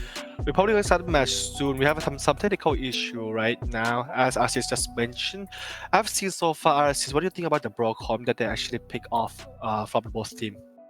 Well, I think that in the Brawlcom, the one we're looking out for is Castle Dogs, because even though the Erlix and the other DPS of Preach are popping off also, it's Castle Dogs who's doing the bulk of the damage for Preach. And if they play Brawl, Pen Island needs to look to shut down that Zaya, or maybe not able to give him that much energy as he desires, because when Castle Dogs is on, when he's so high energy, there's nothing you can really stop him, so they need to punish him before he can even build up that energy. Alright, now the match is gonna start after some technical issue. Have you seen here there's a Broadcom coming out here from both teams with the Lucio and Mei and McCree coming in here. And Penela is gonna try to push in the first shock. Oh, I didn't expect Preach to give the first shock very easily. They're trying to fight on the point instead. Right now, they're just finding some space for the both players to play. However, Preach is going to go in very hard, aggressively, trying to win the point and find some space for the team. However, Tofu has been frozen, and he's going to go down. However, the Macri safety moment is going down. Oh my! Oh, that was some nice shot out there. And then, however, it's not enough. Whatever gonna take a hit and kill Elix. I actually thought there was going to be a huge move from Lollytron to set up the shots from Erlix, but Pen Island managed to stabilize amongst all that chaos, and because the Tofu shot was so low, after the emo was down, he immediately dies, and Pen Island will be taking a swift cap onto point 1 here. Alright, as we've seen here, Penala managed to push in the choke and get them in a good position very fast. Let's see whether they can take control of the high ground as well, as right now Praise is gonna go on the high ground here. Good decision to able to take control where it just give Erlix the ability to just poke and prod, just rain down shots from above with the Peacekeeper. And for Pen Island, they have the application matrix, they're building up to a shatter. They need to rely on just 2 ultimates to turn this fight around, but Preach, they don't have any ultimates aside from the High Noon. They need to just utilize this high ground advantage as much as possible, as Pen Island, they're trying to rotate below them. They have to push in as soon as possible because this choke is pretty important for them to actually hold off this fight. They decided to go up on the high ground. Maybe they have a plan coming up here with the High Noon. Can they do something with his ultimate? Mr. coming out here from Iski Clap. He managed to get someone. His left hand back coming in. He got no one yet. And he's going to use the High Noon. And he got 2. That's a nice High Noon over there. Managed to get 2 with the window trying to shoot down the right hard shield. He got the right hard shield. However, the tank is going to go down. And it's clear enough to win the fight. That was a really aggressive play there from Preach, utilizing the main out to just push all the way forward with the wall. But Pen Island, they were smart enough. Bonktastic was quick enough to speed boost back. Even though a few members from the side of Pen Island fall, they managed to stabilize, and with some key shots, they managed to take down the rest of Preach. This last fight on the second point here for Preach on the bridge. They have both tank ultimates and Cassadogs. Let's see how he uses this Graviton, such as the Air Matrix is being popped early for. Oh my god, that wall just cut his own teammate. Oh, the shatter is not going to go out because his own team actually. The Hydro is going to get S-Clap and Anaman is going to go down as well. The body has been used, but Penala lost the main tank. It will be difficult for them to push right now. However, he got Tofu again. Now it's going to be really even. Castle is going to go down and it's going to be favorable for Penala to actually push and win this fight. They're trying to clear up the fight right now. However, there's someone contesting the point which can be made, and Lucio on the point here. So he won't get the Lolitron. He got them down. S-Cap is going to be trying to stay alive as much as possible, but they couldn't make it.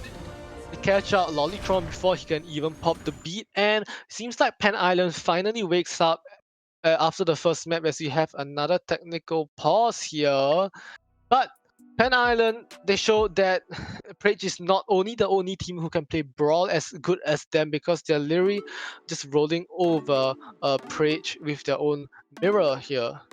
I think the play style is different between Sev Myanmar as well as the S-Club. You can see the play is a bit more defensive actually. As I see S-Club trying to be have a little bit more defensive mind, probably because he used to be a main tank player before playing Mei, so try to his best to save the team. However, Sev Myanmar playing more aggressively. I think that probably what S-Club should be doing right now. And we are back at again in this Icon World map on the last point.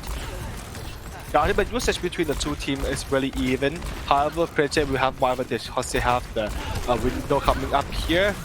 And they're trying to push the High Noon coming down here, and he get no one yet because the wall is an amazing wall coming out from Insane, blocking the High Noon and making High Noon use his High Noon back. And then his High Noon back, he got someone, he got no one. The wall blocking again. Oh, this tumor has been getting at it a lot, and the Shatter gonna come up soon. Let's see some Shatter action going in here. Can he do something? There's no Shatter yet. Let's try to. That Shatter coming out here, but he got no one. Unlucky, the windows is over there. The big coming out to save the right heart here. Blizzard coming out here from AC Cut. Can they get someone over here? And the Graviton coming back from Joe 169, but he got no one. He can't manage to pull off and kill them all. However, Penala has managed to. Oh, there's a pin coming out here before casting, and now he's gonna go down. That was a nice pin there by Tofu. And managed to hit up Anamin from behind, and they have a shield right to protect them.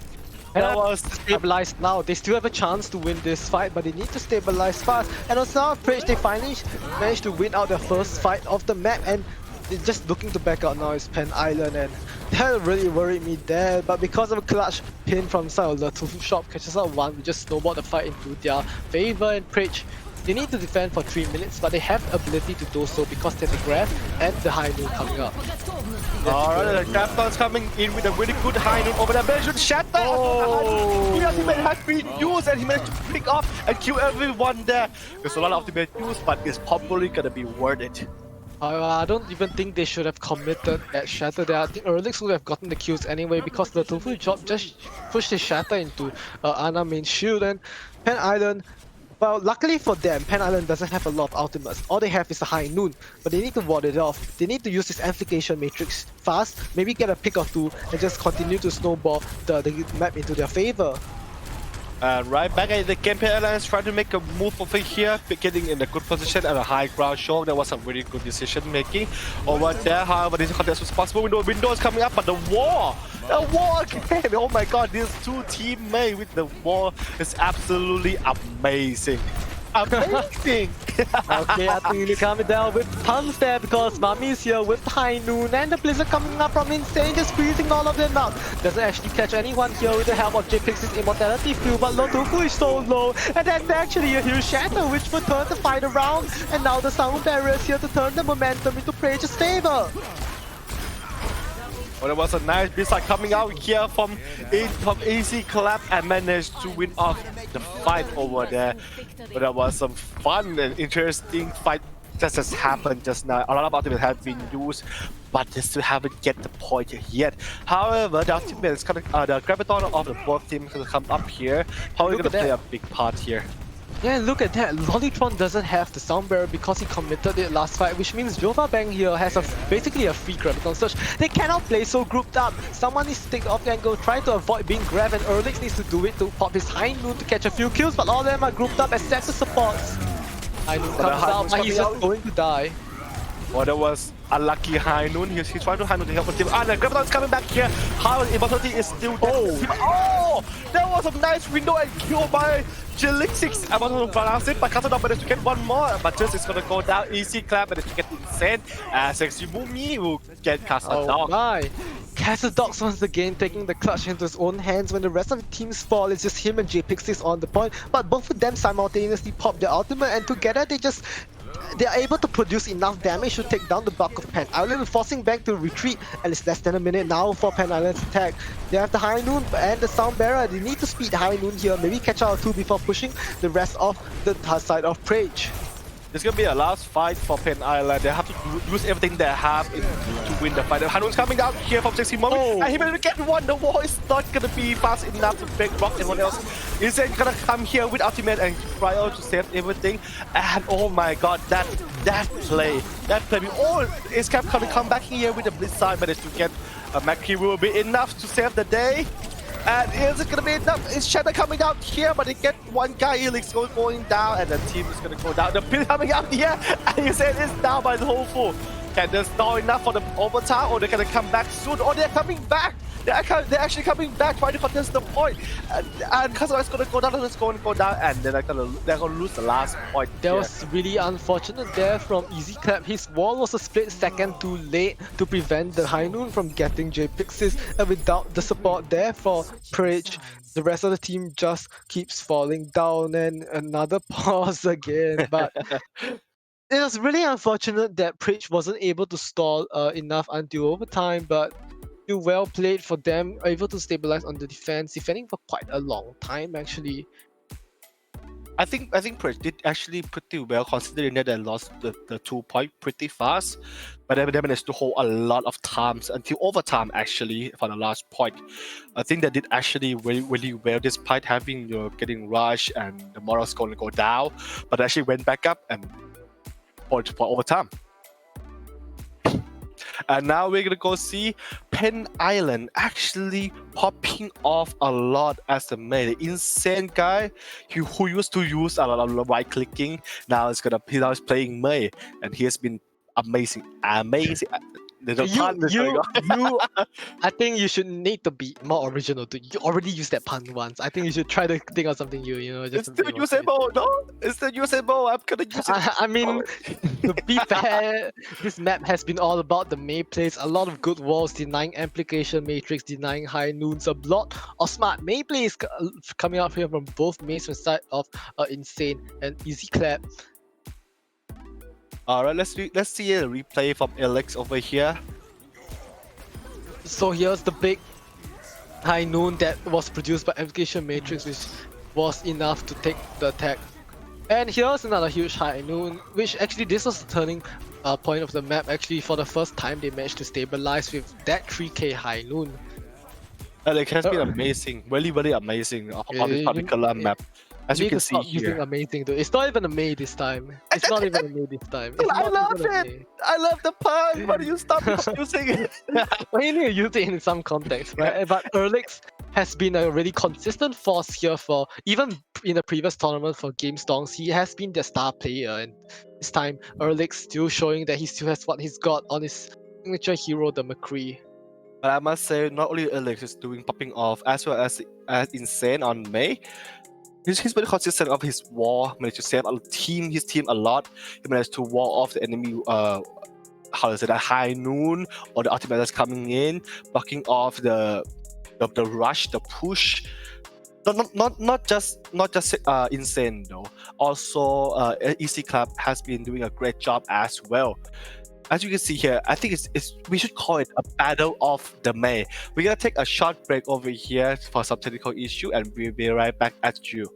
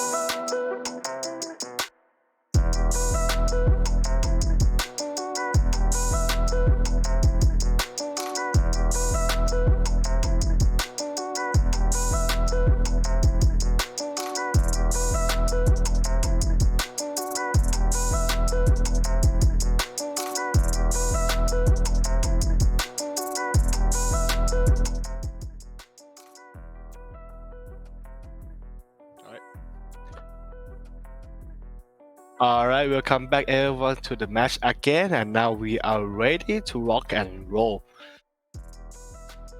Well, and it will be Prage on their own attack this time, looking to rival the time bank of. Oh, they actually managed to get it to overtime. So all they have to do is get a time bank of more than 1 minute, and they'll just they cannot lose anymore. And I believe that they can't. Maybe Prage wants to bring out something a little bit special here. And for Pen Island, what's weird is that they're trying to play the Bab Zen with this comment. The Mercy actually, that's really weird. I think he's going back to. Oh my god, they're just debating us at this point. We got debated so hard Yeah. here. They're playing back on Lucio, playing a normal Broadcom over here, while Press is gonna go playing Soldier. I don't know. I think as long as the spawn doors haven't opened, you can't really like lock in like what that's what they're playing, especially on the attack. True. By the way, this tournament is charity tournament, so if you guys would like to support us, don't forget to give some donation to help the stream. All right, let's get back to the fight. The match gonna start. Ilya's gonna play Macri, and Isikap gonna go back to play May. The same as before. Both teams are playing the same composition. It's just a matter of who's gonna be more disciplined. And the match gonna start. The donation will be down through the link down below on our Twitch, as the brawl will be already happening. Both Reinhardts already meeting each other. Fantastic as always, the aggressive support player there from Pen Island, already looking to make some space, but he's warded off by the side of the off-tank of Castle Forced to rush back for a moment of Prage, but they managed to capitalize onto Ana main. The May duo is being won here for Insane, but Castle is so high energy, he's producing so much damage as he catches out his opponent Zaya. Someone stop this guy! Someone stop Kasadok! Oh, he gets another! Oh my god, this guy all over this world. His history has been really amazing, and by coming in for the as Sexy Mommy is gonna go down with the flashbang and the hit in the face. Alright, that was a nice push by Page. That was a very fast push. I didn't expect them to push that fast. And now they're actually going to take control of the high ground before the enemy can even regroup. That was some nice decision, really smart decision making over there. Right now they're gonna go. Both teams right now has the amplification matrix, looking to see who can use it better, as it'll be a fight up on the high ground here as the Maywa comes out to deny the damage being done, but Easy Clap is already fallen. Aggressive card charge comes in from the Tofu shop, doesn't really get anything as Ana Main is just securing the space right here. I think Easy Clap has to talk with Tofu a little bit more, since his war actually blocking his own team Shadow like 2 times already. And the Shadow gonna come out here. Sexy Mommy gonna get Kasadok and Lolitron. There was some nice shot going out here. They're pushing very hard to get some space for the team. They're actually spawn camping here. Are they gonna spawn camp? Yeah, but I don't think so, because they realize that Pritch has the ultimates to ward off the spawn camp. They can very easily be punished as they fall back to the point. High Noon here doesn't really catch anything as Erlich is able with a headshot. Another grab from Castle Dogs as the own High Noon from Erlich.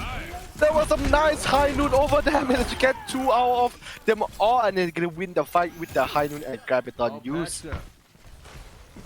There was some amazing play coming out here from Prage. They actually managed to use the ultimate and win the fight. And right now they're still with the flashbang in the face and shoot in the head over there from Ilix. Really nice positioning, really nice decision making, and really nice shot. And because of that, Pen Island needs to wait a little bit more for Sexy Mommy to return back to his team, and Erlix has been doing so much on the McCree here alongside Castle Dogs. And right now it's going to be a battle of the Rhines. Both teams building up to their own shadow, but Jove has advantage in the tank line because he has his Graviton Surge. Lolitron will try to ward off that with the Sound Barriers, and Matrix on the high ground is up here for South Pen Island, but they are not contesting the point. Finally they go down, and the Sound Barriers being fought for Lolitron here. Oh my god! What a fat move coming out here from Fantastic! That was amazing! He got 1 more, he got 5! Now we have the game with the emote on top of it. And that was actually the Blizzard from Insane, which sets up that really well. He just used the Blizzard, slows down everyone from side of Bridge, and just one button, the one right click from Fantastic would just push down everyone into the river so I can vault. That was really amazing to watch. I really love the boom over there from coming out from Fantastic there, managed to get 4, and then he booped one more down, which will be a 5k for his main. And then they're coming back here, pushing on top over here to try to find some space. Shadow coming down here, but he got back right away. It was amazing. Shadow got 5 people, but he got no one to die yet. The Mei has frozen the enemy line. They were the one going down. They're pushing in, they're pinning in right now, but still no one is going down. Oh my god, and then the Tofu went down. He's the first one to went down. I must say this is amazing to watch. Casadog managed to push down for Fantastic, and Casadog is gonna go down as well. That was a really aggressive charge there from the Tofu shop, put his team in an unfavorable position, maybe a bit too overconfident of his own aggression there, but Prage will be stabilizing, they will be building up to some ultimates next fight, and I think this is a fight they can really win. And here we see the replay of the big boop from Fantastic. And this is what I've been saying, Fantastic is a really aggressive support player. He popped off on the Zen the last week, and this time he's popping off on the Lucio. What support can he not play at this point? As Sexy Mami will be popping the High Noon, try to ward off Prage, but they can just all hide. The High Noon will probably be useless here, they can just all hide from it. It was a nice shot coming out here from Sexy Mommy. Even the Hanu didn't get anyone yet, but he still get Helix down. And right now they're gonna try to push to find some space for the team. That's a nice wall coming out here from Insane, managed to wall off Lucio and get his down. And Rotom gonna push the Tofu gonna push back, trying to find some damage over there. However, Prage right now having a lot of ultimate usage. They can use a lot of and Helix managed to bring down Anna. Man, that was questionable decision making on pinning over there. And that's good because without the main tank, Pen Island are forced to fall back, and right now Prage, they're building up to 6 ultimates. This is a fight they can win. Pen Island has 4, but that's not enough to combat 6. Prage right now probably looking to push just with the Blizzard. But Sexy Mami's on the flank, can he catch a Lollytron here? He does! And that's a 5v6 immediately, just one of the ultimates already being wasted. Somebody contest this guy. He's free. Oh, and the Shadow coming back here with the 4 Shadow. He got 1 down. However, the Mei ultimate gonna save with 1 life over here with the Graviton coming out here as well as the High Noon. And Fantastic managed to boop 2 again. This guy's a real Reddit Lucio over here. He just went down he just jumped down after he tried to get 2. Just amazing to watch it. And Prage popped 5 outs in the last fight and they couldn't even win, and now they're on the back of 20 seconds. Aname will just be looking to shut down their push fast with the High Noon as Cassidox. He finally realizes that he needs to shut down Sexy Mami on the high ground, swaps over to D.Va to try to deny his position, as it's going to be last fight right now. 5 seconds left on the board, someone needs to touch. It's going to be Cassidox or Lollytron as both teams are meeting the point. Nice block right there from the Shadow as both even right now. Alright, now they're just finding some space for the DPS to play. However, the high ground is so free right now, but no one's gonna go on there. They're pushing them really hard. However, they're making the wall them off. The window has been used. Trying to stabilize with the immortality tail as well. They're gonna go up here, trying to eat the ultimate, but there's no one. They're trying to put down, but no one down. However, whatever went down as well as Easy Club, as well as Champions League, and Pen Island is gonna be able to push this through and win the fight. Going to be tying up our series 1-1. Here is Pen Island off the back of Mami's great flanks on the bridge. No one from the side of Prage could shut it down. At the end of the day, Pen Island will be tying up the series. Oh, let's watch this player. The game is one of the best that I've seen so far. And here come the free screen, and then boom! That's some amazing boom. Oh, that's 5k boom over there with the emote on top, with the cherry on top of it. Like this, putting the cherry on top with the emote after that amazing play. Yep, and that was enough. He actually got another 2k boop at the end of the map, and that was really good. It's the bridge, just a kill zone for Fantastic over there, getting so many boops. He got like maybe 7 environmental kills over the course of the whole map, as we'll probably be going to a 3-minute break, a short break before our next map. Is this going to be a barn burner of a match? So stay tuned.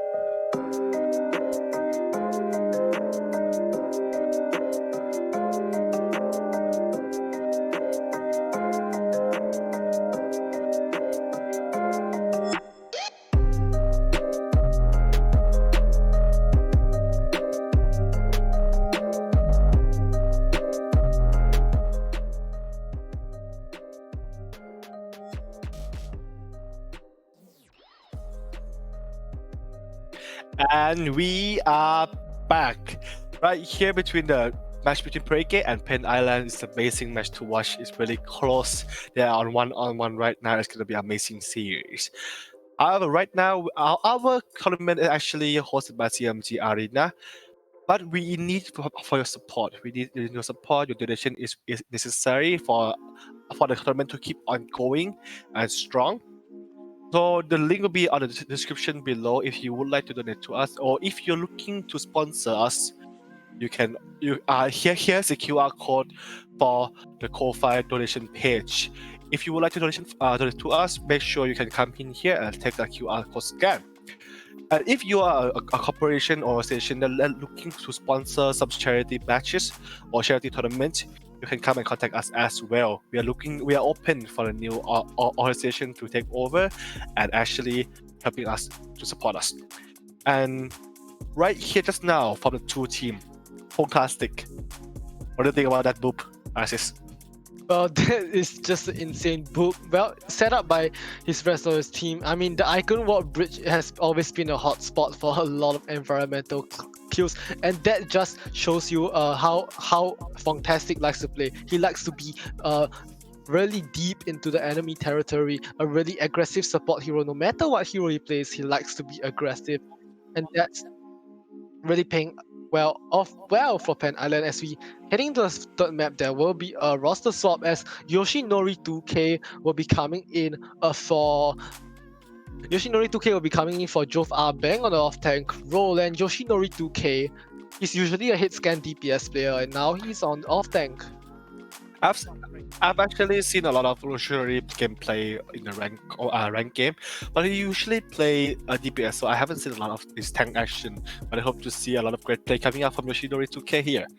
And there's a swap. There's a roster swap again from Prage. Yep, bringing back Save Myanmar, a more aggressive style of a melee play here for Save Myanmar. Maybe he brings some other aspects like the shot calling, and I mean Save Myanmar did let them to win the first map, and when he was out they lost, so maybe there's some correlation there. As heading into the third map, we'll be looking at a map pool here, and the third map actually will be it will be your escort map in the form of Rialto, and it's gonna be heavy rush once again here for both teams.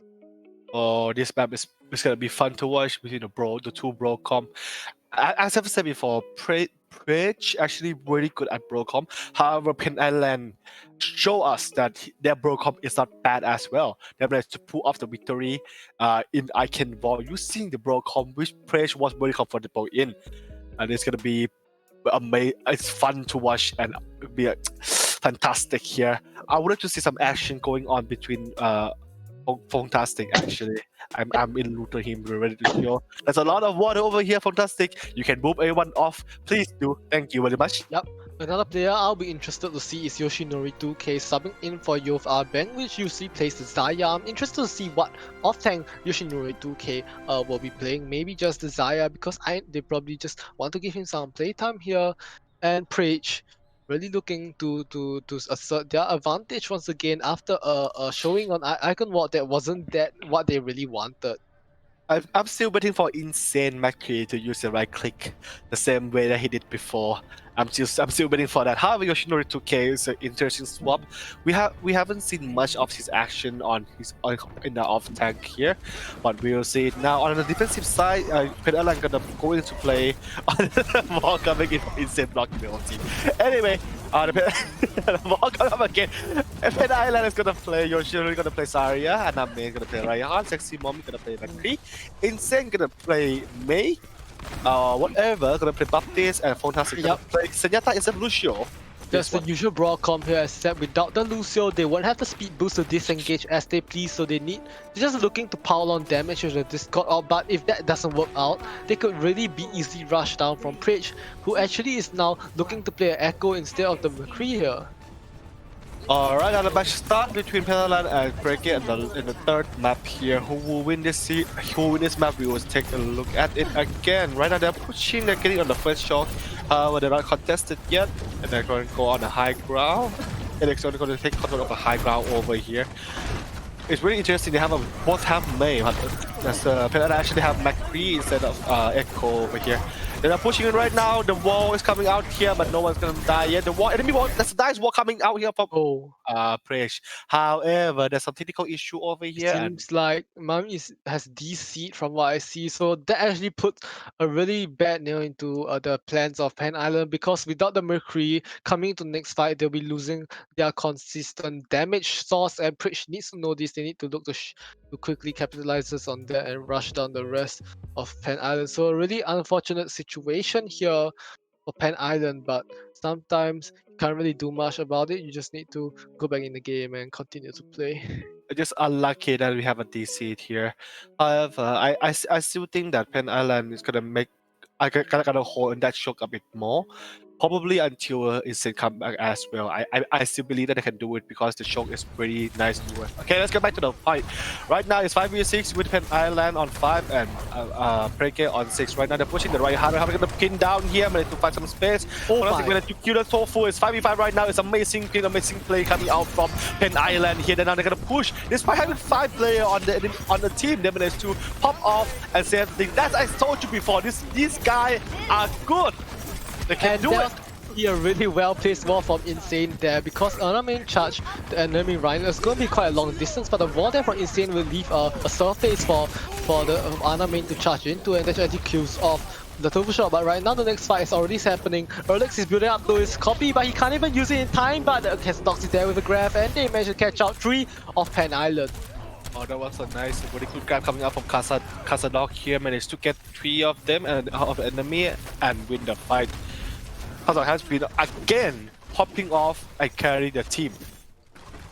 As you can see here, the play style difference between Preke and Myanmar May and May. It's not that saying that it's bad, but it's different style play. But they will get the first. Preke will get the first point with the help of this throwing everyone down. The with a big shatter over here, but he got only one guy down below, and the window is gonna come off. The wall again. It's Insane is actually really decent and very good at using the wall to block off the enemy ultimate or the push potential. I don't think they should have committed the shatter there. Probably an amplification matrix was just enough to ward off Pan Island, but that's a nice catch out onto Sex Miami before the fight even starts, and they still have the copy and the sound barrel if needed. And this is looking to rush down Pan Island right now without the consistent damage force, as it's gonna be double Ryan here as Erlix just charges in aggressively. Shatter doesn't really get much, but he does so much damage to Ana main already. There was some nice action coming in from the list. He's going very aggressively because he knows he has ultimate. He knows that if he copy the right hand, he can make the space for the team. That is a really smart play over there. 900 IQ, I would say, from Preach. Yeah, and that's showing that Preach, Save Myanmar is a way more aggressive May than Easy Clap. He's just looking to push on the advantage again and again, just rushing down Pan Island. Shatter is there, catches out both supports, and I think it's already over as Preach will lose this fight.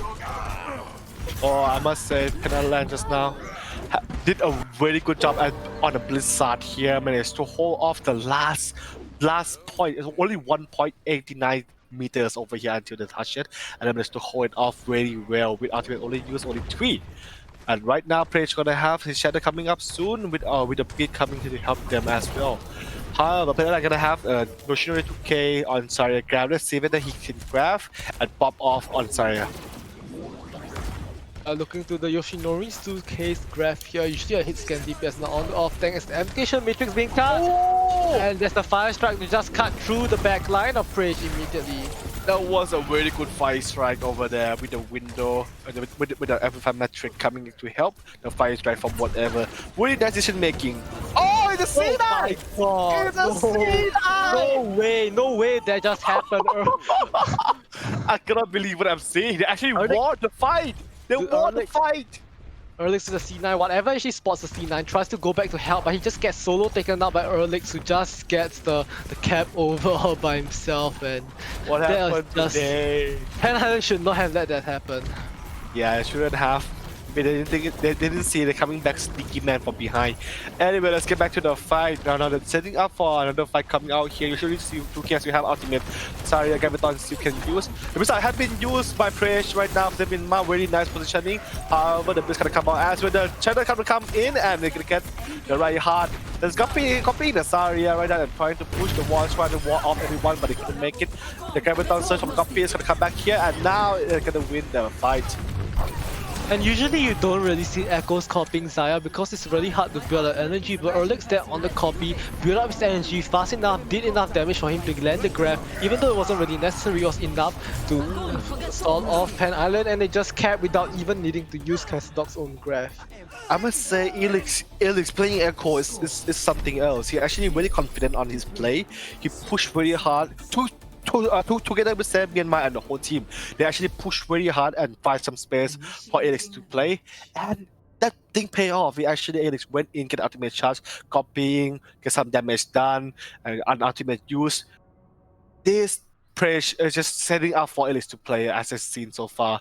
However, Pen Island is gonna have a bit difficult time because right now Yoshiri 2K is swapping to Zarya instead of other players. It will be a bit difficult because they have to get.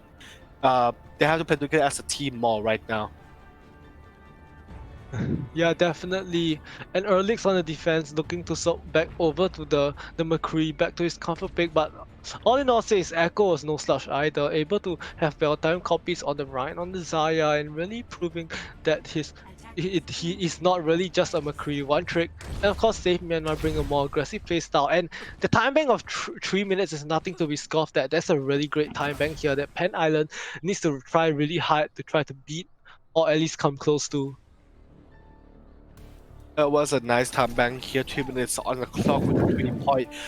I believe that it will be a bit difficult for Pen Island to actually push here, but you know what happened, Pierre, can surprise us.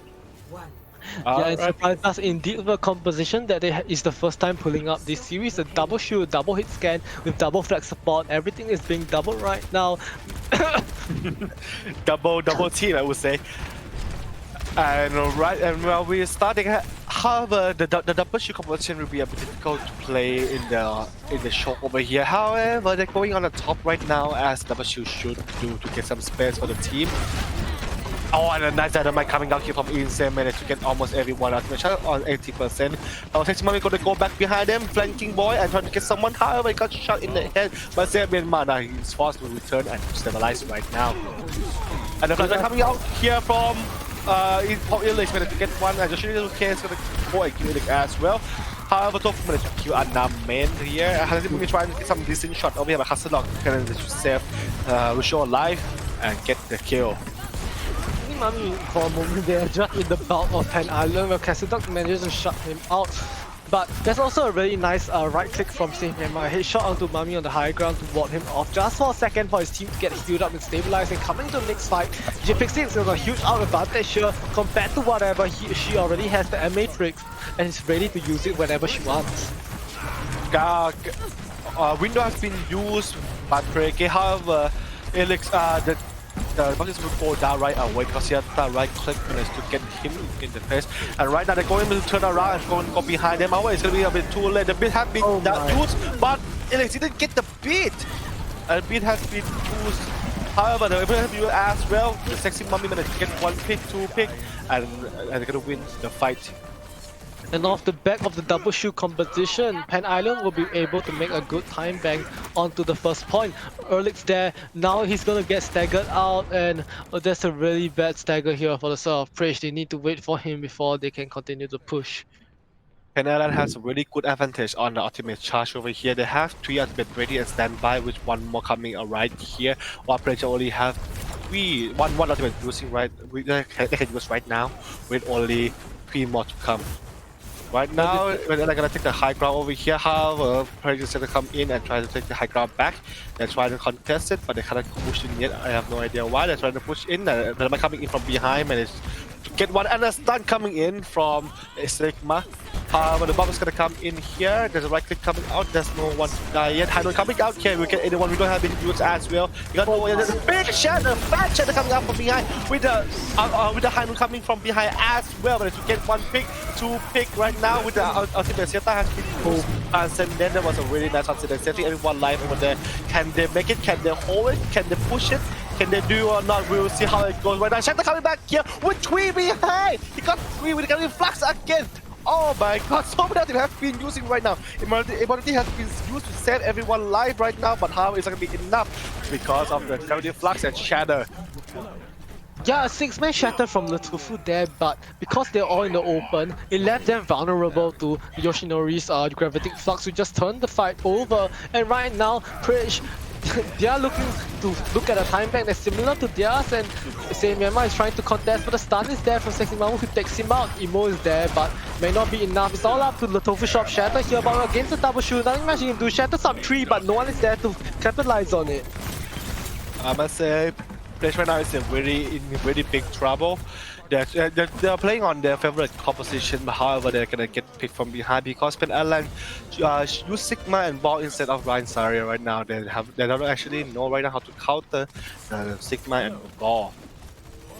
Actually a bit awkward the composition because they're playing Ball Sig, but they have a Baptiste. The Baptiste is just there to help out the Sigma from the side of Yoshinori, just helping them stabilize, and Myanmar will actually be swapping over to a Symmetra, looking to put consistent damage onto the tanks of Preach. But against a Ball, it's going to be really hard for him to do that, but Erdix has a high noon whenever he chooses to pop it. Alright, the ball's going in with the Padava, but it got no one yet from behind, but it has been used. Right click, gang, Sexy Mommy with the right click, with amazing right click over here. And a Hanun coming down here, we get anyone? Do we get someone? Everyone is already dead though. They got no one yet. The flux coming out here from Yoshinori. It was a very good flux. And when you get 2 inside, 3 inside, with the stun coming out here, you get no one yet. Oh my god, the time bank is actually really insane. And my few managed to kill Hasadok to touch the point, and that is gonna be 3 minutes to time back. Oh, it's 2 minutes and 9 seconds now. That was really awkward there from Cassidox. He went on a flank, but his team wasn't able to push in. When he pushes in, we left him caught out alone. So Pen Island actually managed to get a time bank that is better than Preach on their own attack, and Preach needs to get their head back in the game. They cannot get too overconfident because Pen Island just shoved their attack right into them. I like how they.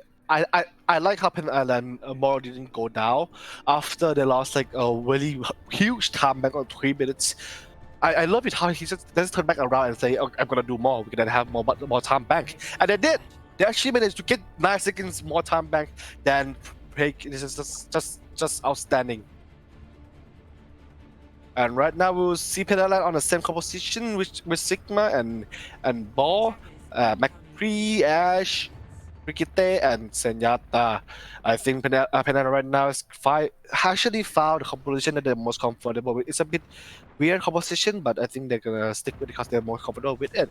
And Preach is still going to play the same composition that they did before with Reinhardt, Saria, May, Rusho, and Baptiste. However, there's just one change coming out here, which is Alex changing from McCree to Jungrat. I think after looking at the ball, he probably might swap off the Jungrat because it isn't enough consistent damage to deal with the ball, not enough stuns here for Preach. But rolling out here, they're looking to just beam down, just throw a lot of grenades in, just already forcing a lot of Pen Island off the high ground. Insane is really low right now already. Oh, swap. I believe Alex right now playing Jungrat is a bit difficult to play against the ball because they need to actually stun the ball and do something about it as soon as possible because the ball will be keep on annoying them a long time already. Right now they are playing spread off as Pen Island should be against the Brawl composition. The Brawl composition right now is still sick in the payload, not being able to do anything right now. However, Insane taking a free shot from behind. Sexy Mommy managed to get a pick from Jungrat over here. And as I've seen here, Alex, Sexy Mommy managed to get a pick, a very nice pick actually, to win the fight. It was really weird because they need to clear the high ground that they finally do, but there are a few men down already. The Tofu Shop needs to be able to shoot his team, but over there he's trying to shoot off the people behind. But the 2 DPS from Preach push the payload, but without a shoot, they're so squishy and they get killed off so fast. And look at it, Mami already has high noon and Erdix is just swapped over to his own McCree. Somebody have to stop the ball. The ball has been consistently distracting the enemy backline, and Sigma just keep on spamming for free right now. They have it coming up soon. However, Alex managed to pick off Insane. That was a nice pick over there. The ball gonna jump in with the power diver, managed to do everything. High Noon's coming out here for Sigma. We get someone. He got one. Loliton is going to go down with the help of the flux originally. A few has been used as well to get one more pick from Yansen Myanmar, and then now they go down. That was a nice play coming out here from both tank line. Ultimate have been used, and it's amazing to watch. Yeah, Ana main just looking to so much displacement. Just maybe he can even get a kill on the Erlix here. There's nothing much Pridge can really do. His last fight in Erlix will fall so early. Lolitron tries to touch, but he already falls, and no one can even touch here from the south. Pridge. We have to pray for Pridge. They have to do something about the ball over there, distracting the whole team from behind, and Yoshinori just spam the ultimate, spam some left click and get ultimate shot soon. They have to start thinking about how to make the top, how to push the card better. And right now we are back at it again with Pen Island on a attacking side instead of defensive side right now. Are they gonna play the same composition, the poke composition, or they gonna start playing Brawl against Pridge? Yeah, Pridge needs to figure out something. The Brawl comp isn't working out for them. Maybe a double show or something to solve the problem. But Pen Island seems to found a composition that's working well against the Brawl, and Pridge they can't just keep running their heads into something that won't work out. They need to figure out something. They're trying to switch up their DPS, but I don't think that's enough to even get them the win. There was a switch from May to Doofus instead, but as our sister said, I don't think it's gonna be enough. Because right now they are hacking at getting poke on the side. They have to rush in and get some kill. If they want to play Brawl comp, they have to rush in and get some pick, not just standing there and get poke one by one. Alright, let's get back to the topic here, and then the fight gonna start soon. Pedala is gonna play some poke composition the same, which Player's gonna go for Brawl comp. Oh, they're gonna be a little bit sneaky over here, hiding and trying to find some space. However, Yoshinori managed to get one. What? Whoa, Mami managed to get a pick from Myanmar. That was a nice pick over there with the shot over here, and they're trying to push in with the right hand behind his low, and now he's gonna go down. That was an amazing pick. The Togo shot needs to be in front of the team when he pushes up. He can't let Myanmar just go in on his own because the shoot isn't there. He just gets picked up so easily. Tofu is playing so passive right now. What happened to the rush that got them through on Busan? He needs to awaken the energy right now because he's playing so passive. Just letting Penana pushing whatever they want. The Sombra is there, which will manage to get the kill on the Ana main, but they're so close to objective right now, and say Myanmar already falls. It's gonna be a last fight for Prey. If they lose this one, they have to make sure that they win. Oh, and the Dynamite coming out here to get Alex, and the Governing Flux, very nice Governing Flux over here to get the right heart here from behind. Oh, Sigma, this Yoshinori 2K is amazing at Sigma. Really nice at Sigma. Sigma managed to push down Casadog and Lolitron as well. He's gonna say hello to the cops and win the map. Really unfortunate there for Pridge. A lot of misplays, especially for the fight. On the first fight, when they tried to rush, Myanmar went in, but the Ryan didn't go in first. The Ryan with the second later, then he went in, which left Myanmar actually defensive without the shoot, and he just gets picked off by the hit scan from Mami. As we hear here, Yoshinori being brought in to play the Sigma really worked wonders for Pen Island as they're up 2-1 at match point. You have to do something about the composition here.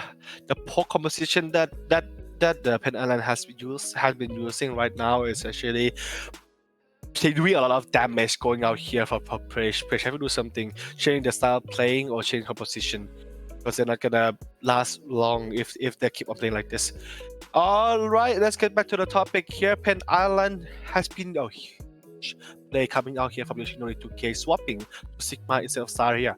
And actually poking, I'm not really sure what's going on here, but his damage potential is pretty high. As you can see from playing the game over there, he have a big brain. He managed to gravity flux them off on the lookout to the high ground for the High Noon, for the team High Noon to manage to High Noon on them. Actually, really teamwork play. And I like how the Mori didn't go down. They actually were really at the disadvantage here, losing 3 minute time bank with a 3 point at hand.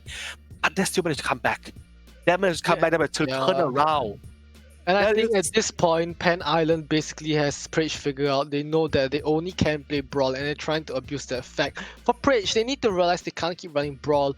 They need to figure out something because it's not working for them. Pan Island has all of them figured out. And I think if Prage doesn't try to change up their strategy, it's gonna be an easy win for the next match of Pan Island and they're just going to win the series. But you have to believe. I believe that Praise will do something to change about it because they're not gonna lose this map really easily. Alright, here. Back at the donation one. Alright, at the donation, you guys can support us by giving us donation over here as the QR code has been open. You guys can scan and give us give us a donation so the community can grow as well as the tournament can continue. We're giving back the charity 100% will be used to fund the donation pool of our next tournaments. So as long as we have more donation coming in, we will still have a lot more donation pool, a bigger donation pool, as well as a continue of the tournament. Yeah, and it's always for a good cause. The winner would get a charity, like to be able to choose a charity where 100% of proceeds will go to that. And it's a really good chance for teams to try to win, to be able to donate to something that they really believe in. And it's really up to you because for us here, it's really your choice as a winner to be able to choose. And as long as it's something reasonable, we'll always try to help whoever needs help. And speaking of that, there will be a roster change here for Pan Island where Yoshinori 2K will be out, subbing out, and Yov Bang will be back in. Oh, no, actually, it's Ana Main who will be subbed out, and it's going to be Yoshinori and Yov Bang as the tank line here. Ojo Bang has been popping off as off tank. However, Yoshinori is also off tank main. Well, who will change to main tank here? Map. Let's see the map pool over here. Which map that they're gonna choose? And the next map is gonna be Hanamura.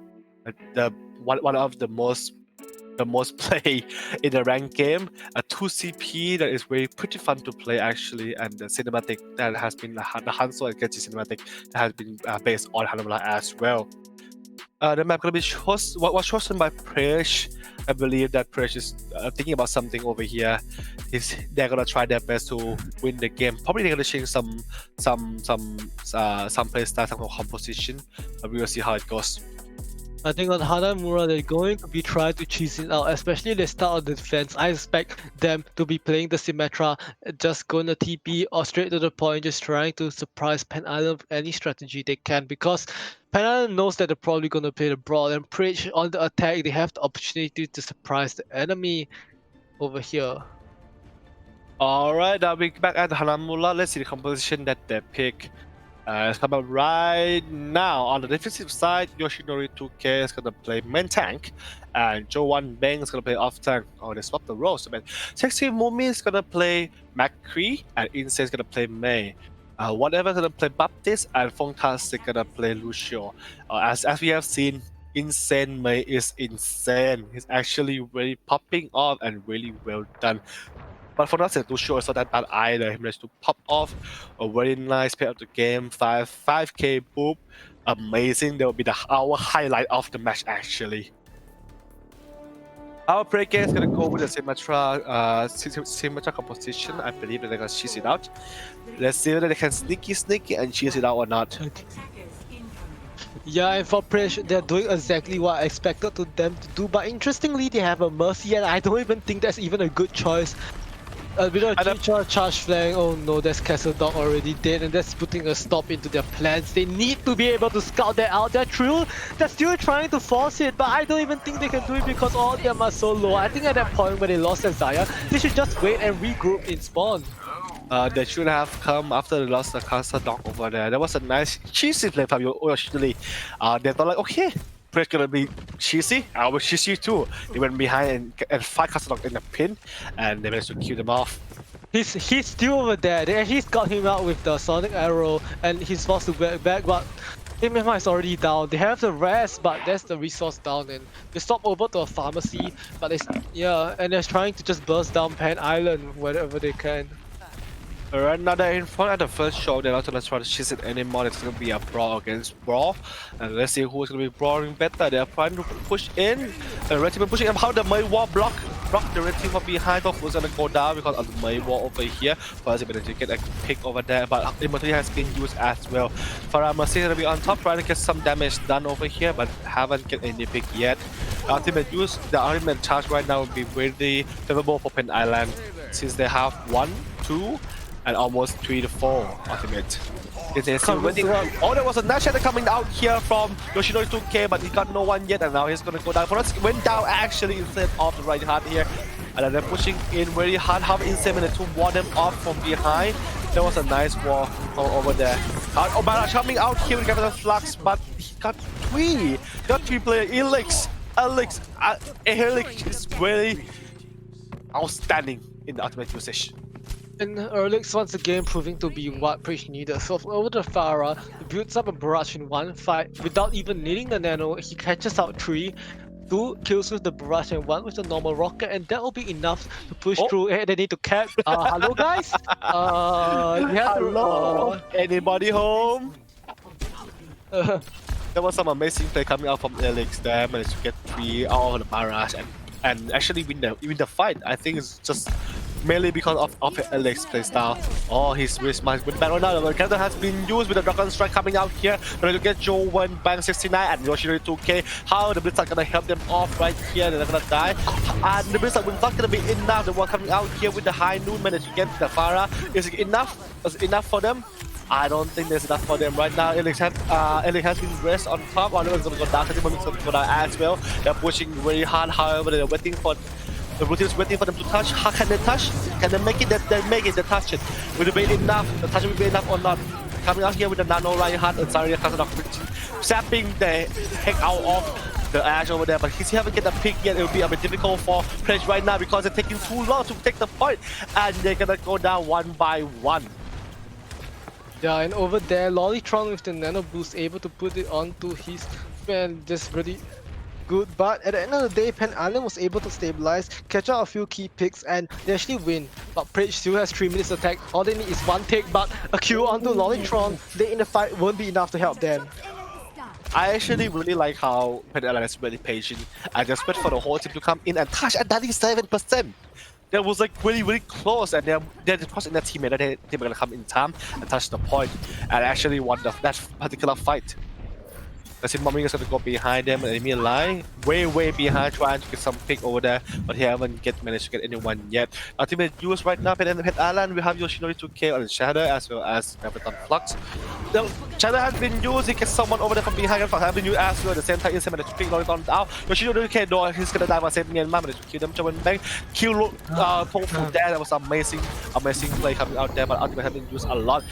Oh, whatever, managed to kill Lollytron as well. The winner used? Not sorry, my bad. Hesiba managed to get 2, and Francis will get 1 more. That was a nice play.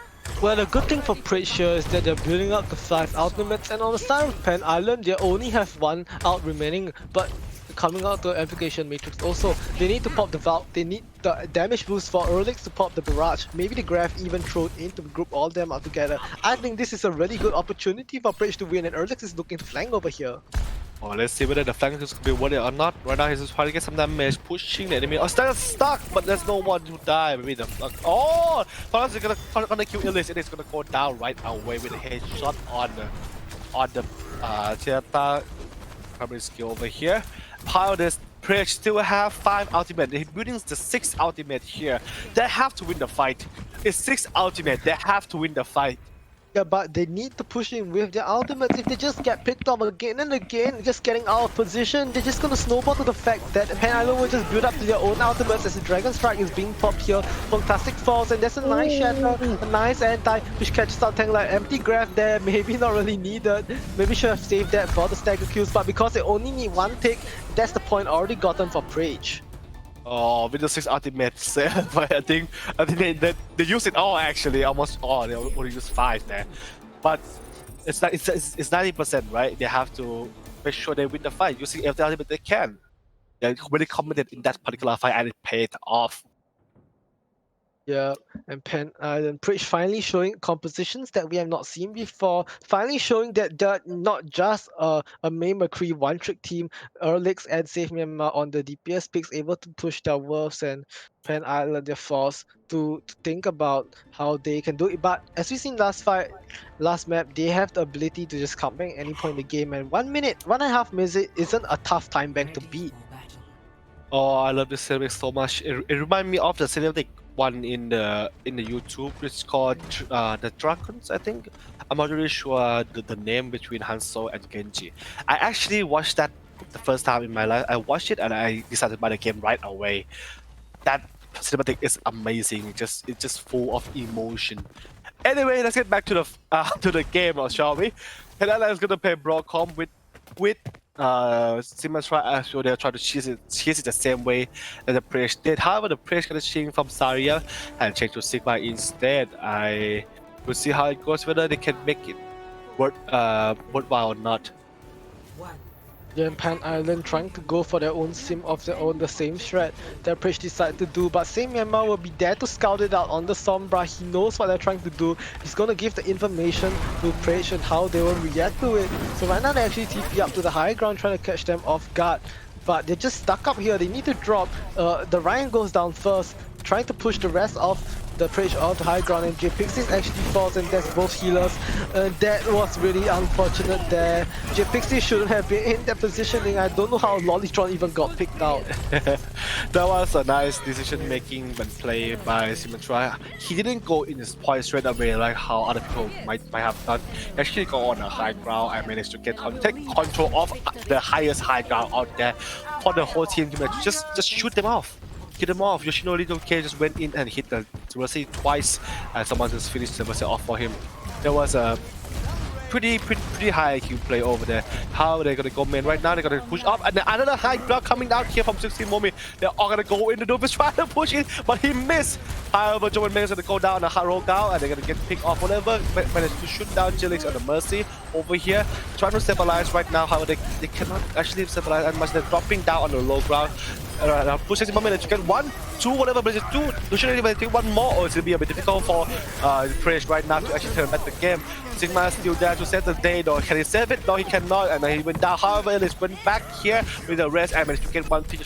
However, kill the Doofus back again. He's gonna come back here to stall. Rohan got a pin here. There's a nice pin coming out here. Can he get the pick? He got the pick. It was a very important pick that can actually change the face of the game. Can they change the face of the game? They already changed the face of the game because they're all here. Everyone is back here again. They're popping off. Oh my god, it was a nice play over there. They actually almost lose the fight over there. Even though they managed to stabilize here with the last remnants of Pen Island falling, they have 5 minutes to just get one tick, and for Preach, they really need to play well. They need to play without any mistakes here, because any mistake, any fight, even a Cena could just cost them that tick and just lose the map and get a really big time back. And 16 Mami will be swapping back to the Symmetra, trying another TP strat here, but Erlix and Save Myanmar with both flanker DPS will be already ready for that because they know what they're trying to do. There's so ultimate build up right here between the two teams. The tank, the both main tanks still have Shadow coming up here with Alex on Metal Strike as well as Insane on Late Sun. They're gonna bomb behind, and then gonna be used over there from behind. It is gonna get 2 with his E ability right here and get 3. He's used Metal Strike even though he doesn't need 2. Maybe to deal dominance. At the very least, they still managed to force out the May Blizzard from Insane. That's a really huge ultimate gone for Pen Island. So even though they pop the Valk, then they pop the Meteor Strike, even the Shatter. Well, for what it's worth, Pen Island still doesn't really have any ultimates except the Sound Barrier, but the Sound Barrier could be what cost them the defense. However, they need to really play it safe here, and Save Myanmar swaps over to the top, another hero swap again. It'll be a bit difficult for Pen Island to actually hold off this one since they lose all ultimate, and Pen Island have the 2 support ultimate that can change the face of the game. Let's see how they push. It went in with the Doofus and he went down right away. And there's a 5 strike coming in here to get the Mercy until it's really favorable for Pen Island. Now they're pushing to the point, trying to find some space over here. And they didn't make it. Howjohn's coming back here to contest the point with Asaria. Can they make it? They didn't make it yet, and they're gonna go down. And map gonna be for how do we come out here? And bam! That's really bad play there for side of Praise, I think a little bit of miscommunication there. Erlix wanted to go in and slam on the Doomfist, maybe expecting a Zaya projected bubble, but Dogs didn't bubble him in time and he already got burst down, so a bit of miscommunication there for the side of Praise. And now coming into this, they are really at a time bank deficit here of 2 minutes plus. It's still winnable for them, but they really need to make this attacking run work. Let's see the replay on the Doomfist over here. With Alex on the Nano, there was a nice Nano coming back behind and managed to get 2 pick, 3 pick, and 4 pick actually. With 1 more major strike just to show dominance over there. And they get all 5 here. It was an amazing play, amazing Nano, amazing decision making from Alex. And now once again on the attack, Praise are trying to go for the Farhan's composition that made it work on the initial attack. But Pen Island back onto the brawl. Let's see if Praise will get caught up by any cheese here. I certainly hope they do not for the sake of their attack. But yeah, standard stuff here from Pen Island. Praise just using the same comp that got them the win on the previous round. I just love how Pen Island just really being really creative on everything actually. Oh, it's a ramen there. Oh, I'm hungry for some ramen right now. Don't do this to me. Don't do this to me, observer. I need to eat now. I'm gonna go eat after this one. Anyway, let's go back to the fight. The fight gonna start over here. Pressure the play. Right Hazaria with Farah and Hanso as well as Mercy and Anna over here. Trying to brawl and poke at the same time. Pen Island is gonna play full on brawl with May on here. However, the push gonna be a bit hard, difficult for Praise to actually push because enemy have a mate and Lucio to help the front line. They have to do something about it soon because they'll lose the time bank right here. They're still poking one by one. Hanso's come more on top and it's to take some shot, but he haven't got anyone. However, the Farah's gonna take some damage to Insane here. They have to push. They have to do something over here. They can just stand there wasting 3 minutes, 1 minute over there. They have to push soon. They're playing so careful right now, as if waiting for the DPS to do something. As they finally decide to push in, but the Tooth Shop is already so low, and because of that, they already wasted half the time bank just standing in a choke doing nothing. I mean, the saving grace for them is that the DPS are closing in on ultimates, but look at the South Pen Islands. They had the ultimates of their own, and because that could be a really big misplay that will cost them the game here.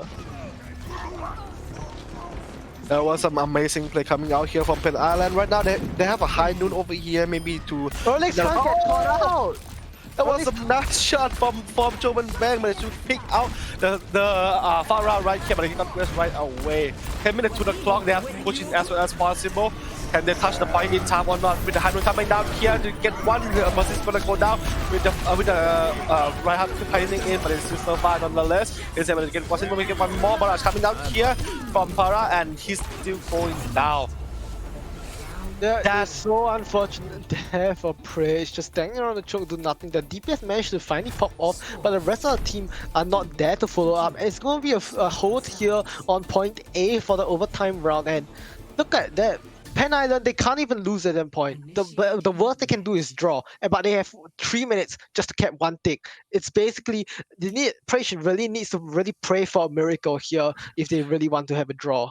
We pray for Praise here in this one to make it a draw and manage to go over in the next map.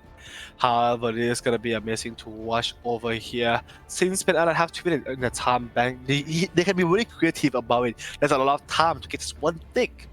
What do you think they're going to play here? It's just, oh, Yoku?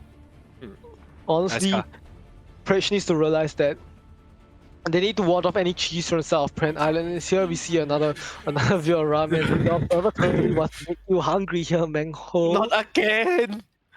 I have to go cook some food now after this one. Dude, that's so weird. Like, who even puts those fish in ramen? That is like such a, like, I don't know, man. I don't know, maybe it's some futuristic ramen over here. Alright, Yeah. we're gonna have some pause over here due to some technical issue. Right here, what do you think about Pen Island chance of win? Oh, and now we're coming back here, over here. Alright, Arceus, what do you think about Pen Island chance of winning this map? I think it's going to be really high because Praise needs to realize that they have to ward off the Symmetra for one push. That's going to be the initial cheese threat from Pen Island. But even if they win that fight with the Doom and the Junkrat, Pen Island can realize that. They can realize that how they can counter this comp and just immediately swap off. So it's going to be really hard. They really need to play everything perfectly for Praise. And And as well as we go teleport on top over here, manage to take control of the high ground the same way that they did before to win the last fight. And the Mercy's gonna come over here, and then the fight gonna be starting right now on the right side. The side are gonna be shooting the enemy line, and he's gonna go down. He's gonna go down right now with Sexy Bummy taking a shot. He's able to pick one pick over there, but however, Elix gonna go back with the Doomfist and manage to get two. That was a nice one. And the rest coming out here from Tofu is alive again, and they can can they hold this? Can they hold this? Oh no, Alex is going down. The carry went down. It's really difficult for them to push right now, and they're going down one by one. And they're spinning. I'm gonna puke. Just stop. Thank you very much. Erlex tried to displace the TP there with his Doomfist, but Penai was just able to sustain and stabilize, and at the end of the day with Sexy Mummy stable damage, they're just able to beam down everyone, and at the end of the day they'll be taking Hanamura, and this is the tie of the series 3-1. Dave Myanmar over here showing that he can just not only be the main but also cancel a well-placed Dragon Strike and well-placed shot, but that wasn't enough to tide over the attack of Pen Island. And well-played to Pen Island showing knowledge of how to counter and adapt throughout the series after losing the first initial map. So well-played to them as they'll be taking this series. And I exceed my expectation a lot by Zombie Yoshinori to K in and actually managed to win the fight really easily with the cheesy strat as well as the normal strat even. And they're very smart finishing to poor composition. I would say in Rialto, as we see, amazing decision. They change it to poor composition and they just win.